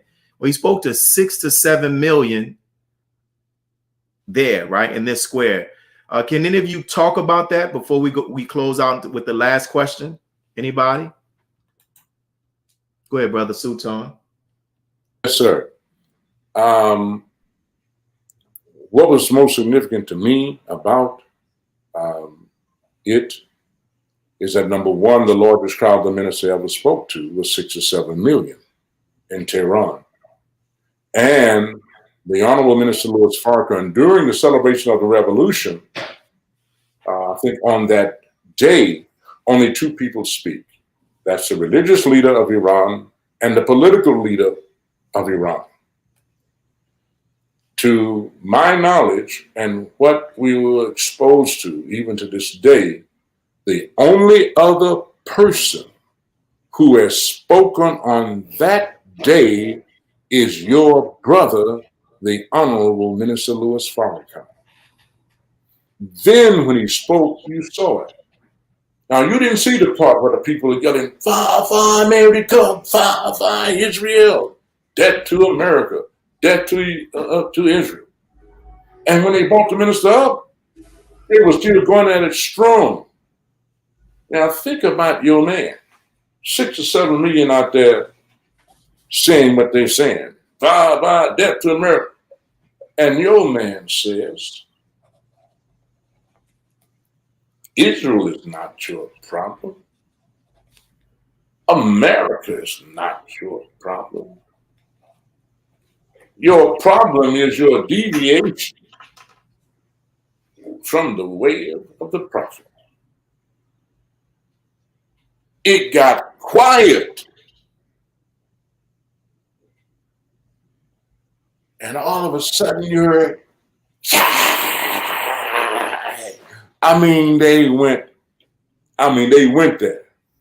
You could hear it. Just think about 6 to 7 million After the man tells you, after all that Vava, America, Vava, Israel, he gets up there and says, Israel is not your problem? What kind of boldness is that, except that God is with you? Did he bow to what they were saying? No, he taught them. He gave them truth. And when he gave them that truth and they got quiet as a mouse, because it was totally different from what they were doing. Yes, sir. And they went crazy. And why that testimony is so important, brother Sultan, what you just said, because the American media won't show that. Like, remember when the minister just went to Iran, they try to say Farrakhan was leading the chant for death to America, death to Israel, but you were there, you can give that testimony. This is why it's important. So we're going to go to Brother Haroon to share on this Iran, and then we're going to close out with a closing question, and I'll let you all know what the order is on that closeout question. I want to thank you all again. Go ahead, Brother Haroon. Yeah, I just want I bear witness to what Brother Sultan said, the boldness and fearlessness of the minister to speak before all those people and not be fazed by the numbers of the crowd, but he spoke the truth regardless to whom or what. But I was reflecting over the walk to the location where we had to get. We actually walked through a lot of those people. It was 6 to 7 million. We walked for about maybe quarter mile or more just to get to the location. And the Iranian people, they're such zealots, if I could say, or enthusiasts. They have a lot of spirit. You know, they was, you know, chanting as we was walking toward the place, and they the fervor of them was mind blowing. I mean, just that walk, and the minister, he wasn't, you know, he was focused on what he was going to do and what he was going to say, and he delivered the message that taught them. And I also want to say, even though it was 6 to 7 million people out there, it was 60 million that was viewing it. The whole country was opened up that day. So they all watched and heard from the Honorable Minister Louis Farrakhan. That's what I want to say. Last question, brothers and sisters. And this is the order in which we're going to go in. We'll go with Brother Hamza, Sister Mary Alice, Brother Tadar, Brother Haroon, Brother Sultan, and then Brother Rashad. All right. I think I got everybody. So from your perspective, in what way did or does the World Friendship Tour confirm the Honorable Minister Louis Farrakhan's identity in relation to the time and the work of the Most Honorable Elijah Muhammad and the mission of Master Farad Muhammad? Well, to me, it represents we submit our will totally to do the will of Allah, and we don't deviate.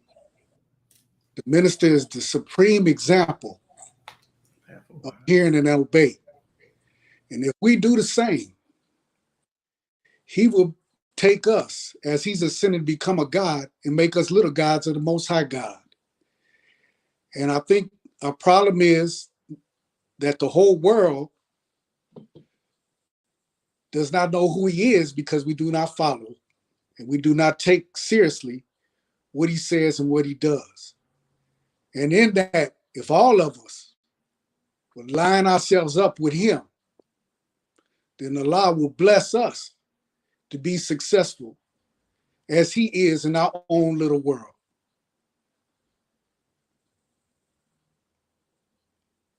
Thank you, my brother. And we're going to go, thank you, Brother Hamza. We're going to go to Sister Mary Alice. Answer that question, Brother Willie. I want to submit to all of us, our people, our friends and our enemies as well, about this man that's in our midst. Yes, I want to go back to when he was on the plane, when we were on the plane going from Mali, going to Timbuktu. The plane could not take off for the simple fact is everybody on that plane, most of the people on the plane, aside from our delegation, were muftis, students of Islam, imams, all the who's who in the Islamic world was on that plane. And the plane couldn't take off because of the fact that every single one of them wanted to come and bow before the minister. Some have kissed his shoulder. Some came and kissed his forehead. Some came and kissed his elbows. Some wanted to kiss his feet. The minister literally had to stop him. And because they recognized the greatness, the spirit of Allah in that man. We fail to understand who this man is, but we need to find ourselves studying the books to find out who this man is. And maybe we will get to where Brother Hamza is saying, to our position of success. But until we do, because this is God's last answer to us as a people and to the world. And a lot of the people that study the book know who this man is, but they're not strong enough to come out and say. But those of us that follow him should definitely put our lives on the line if we have to make sure that we teach and we testify about this man. And the trip that he goes around, he makes friends. He went around the world to make friends for all of us. And this is our, I would say, our last call is in the embodiment of Honorable Minister Louis Farrakhan. The messenger left us with a comforter, but we don't take comfort in him. We don't study him enough. And we need to do that. We need to submit our lives to study him, to know who we have our midst, so we will not be perished, because that's our last result. This is the God's mercy in living, breathing individual. That's Allah's mercy. So if we don't come and submit and follow him, then we will lose our mercy and we will all be perished. And that's what I would like to submit. And this is part of the reason Allah bless him to be so successful on all those tours that he has been, to teach, to go to all the corners of the world and teach us, and us come and rely and come and bow before the God and give thanks and praises. Praise be to Allah. Thank you, sister. We're going to move to our brother Tadar. It brings me to this. I one day here, I came up out the guard, minister getting ready to take a drive. I said, Brother Minister, you need some security. He said, no, brother. I have two bagging me. I worry about you all. Then I go back to Jordan. And he said, I step into the Honorable Elijah Muhammad's footprints, and you all should step in mine. So like Sister Mary has said, we as witness bearers should take this word crisscross the world and be humble to one another and start doing something for ourselves to help our people. Because the minister then gave us all that he has. We was on a plane flying over Africa. He raised his cup up. He said, my cup's running over. If I don't share out of my cup, Allah won't bless me with more in my cup. So as brothers and sisters, with the three backing us, if we just come together and unify. Yes, we say we love the minister, but when it comes to one another, we don't share that love. And that's what bothers him. And we just gotta have to stop it. Like she says, study and be real brothers to one another. And we will be successful in helping to raise our people up from the dead. Yes, sir. Thank you, my brother. And we go to our brother Harun. Can you repeat that question one more time? So from your perspective, in what way did or does the World Friendship Tours confirm the minister's identity, especially as it relates to, you know, in the mission of Master Farad Muhammad and the mission of the Honorable Elijah Muhammad. Just what do these tours confirm about the Honorable Minister Louis Farrakhan's identity?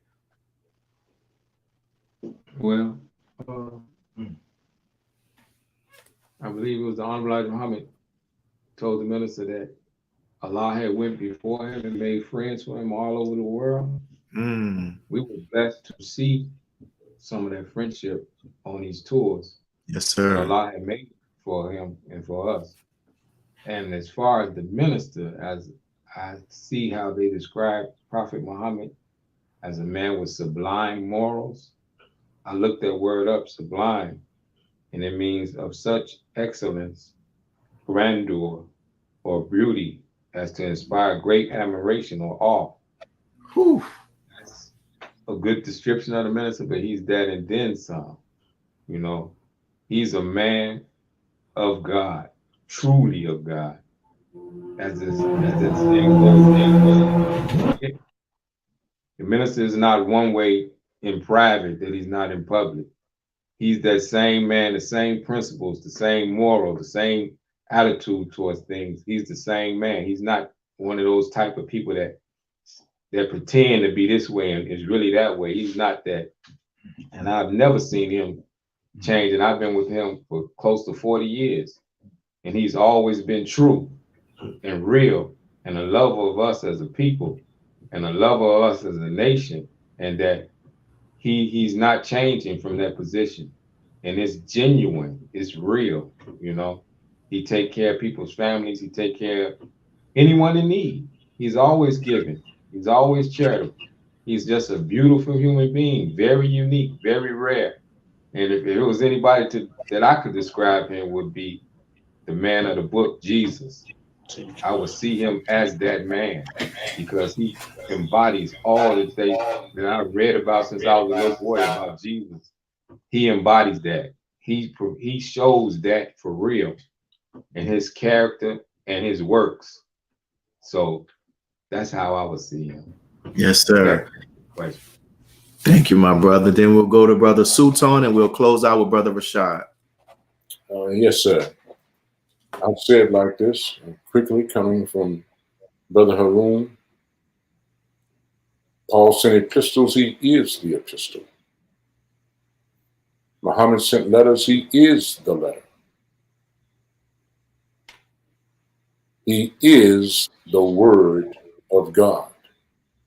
Say, in the beginning was the Word, and the Word was with God, and the Word was God, and the Word became flesh and lived amongst men.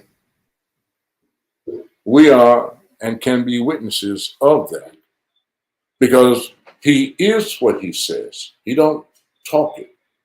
He's the is of it first as a bearing of witness that he is that man.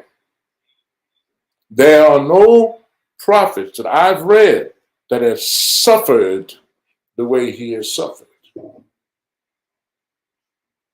For the time that he suffered. I don't know of any other prophet who may have gone through the trials that he has gone through, for none of them lived in the kind of world we live in today. Only today can such a teaching reach the world that we have to make a choice by. Only today, what is being fulfilled in Scripture can be fulfilled.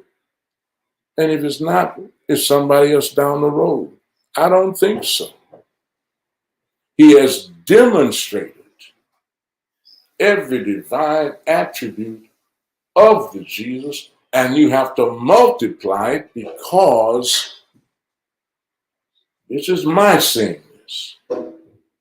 They couldn't see past Master Farad Muhammad. He's here. The man he made in the Honorable Elijah Muhammad is here. Scriptures didn't say that he would put everything up under him except himself.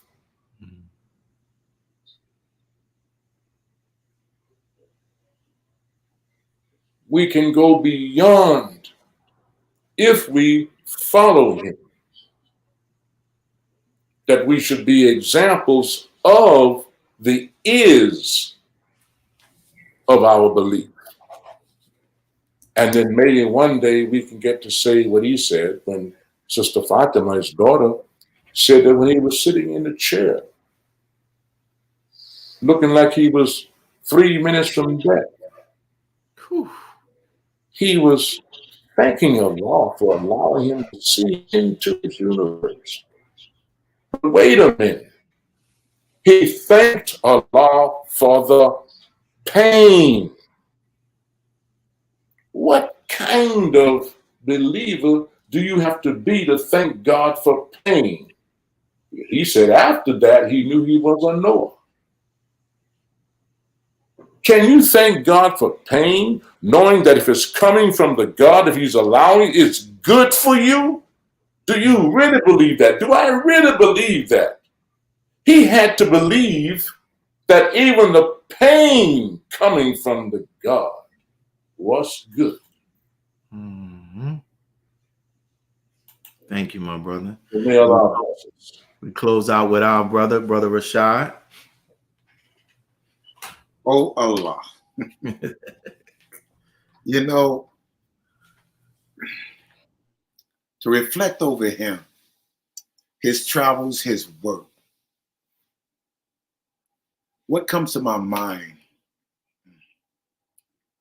is Farrakhan is a voice crying out in the wilderness to prepare a highway that God may dwell in men, making the high plains low and the low plains bringing them high, and the crooked making them straight, and the rough making them smooth and plain.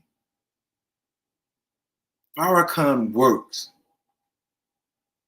is preparing a people that God may dwell in them. Not just a people in the United States, the people of the world. He starts in our community, but he doesn't belong to us. He belonged to God. And all the inhabitants that are on the earth that want to go by the way of God, he's offering that way. He comes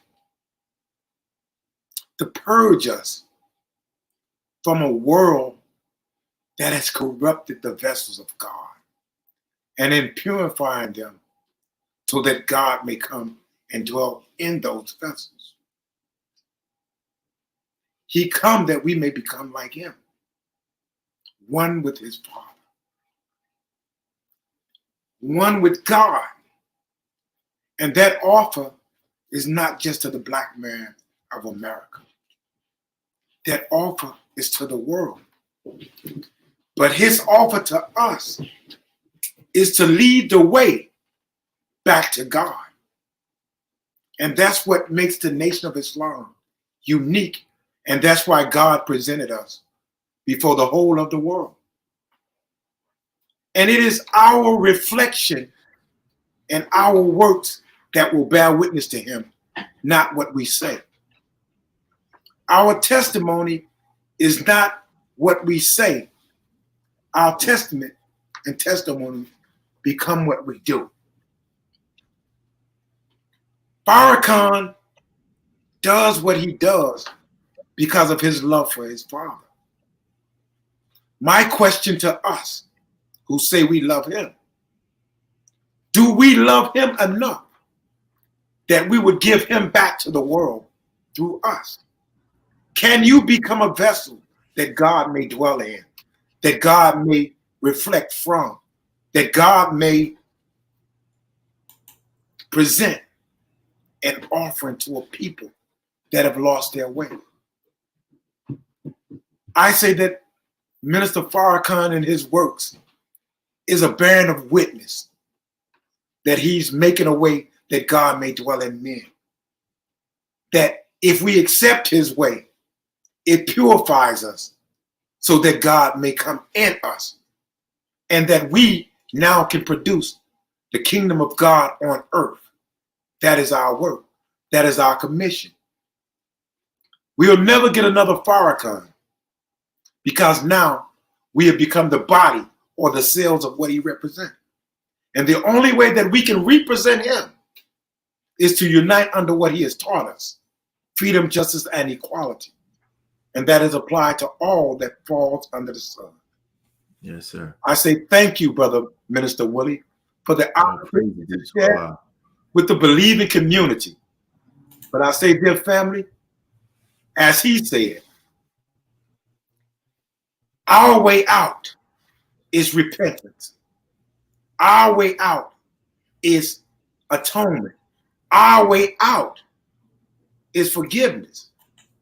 And what happens is we have to, as he said, go into our places of our chambers and develop a relationship with God, because once God opens our doors, we are commissioned to become what he is. We can no longer talk about he's this and he's that, because if he is that to you, then it should reflect through you. Yes, of sir. what he is. And if you say that he's that man of the book, then who are you to that man of the book? And will you be one of those that he say, get away from me, I know you not. Yes, You work of iniquity, meaning that you'll be found doing a work, but it's not a work worthy of what he's given you.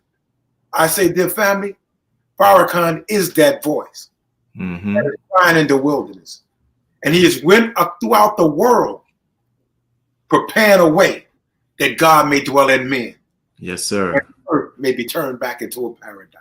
Thank you, brother. And thank you to each and every one of you all. Thank you to the brothers who are behind the board.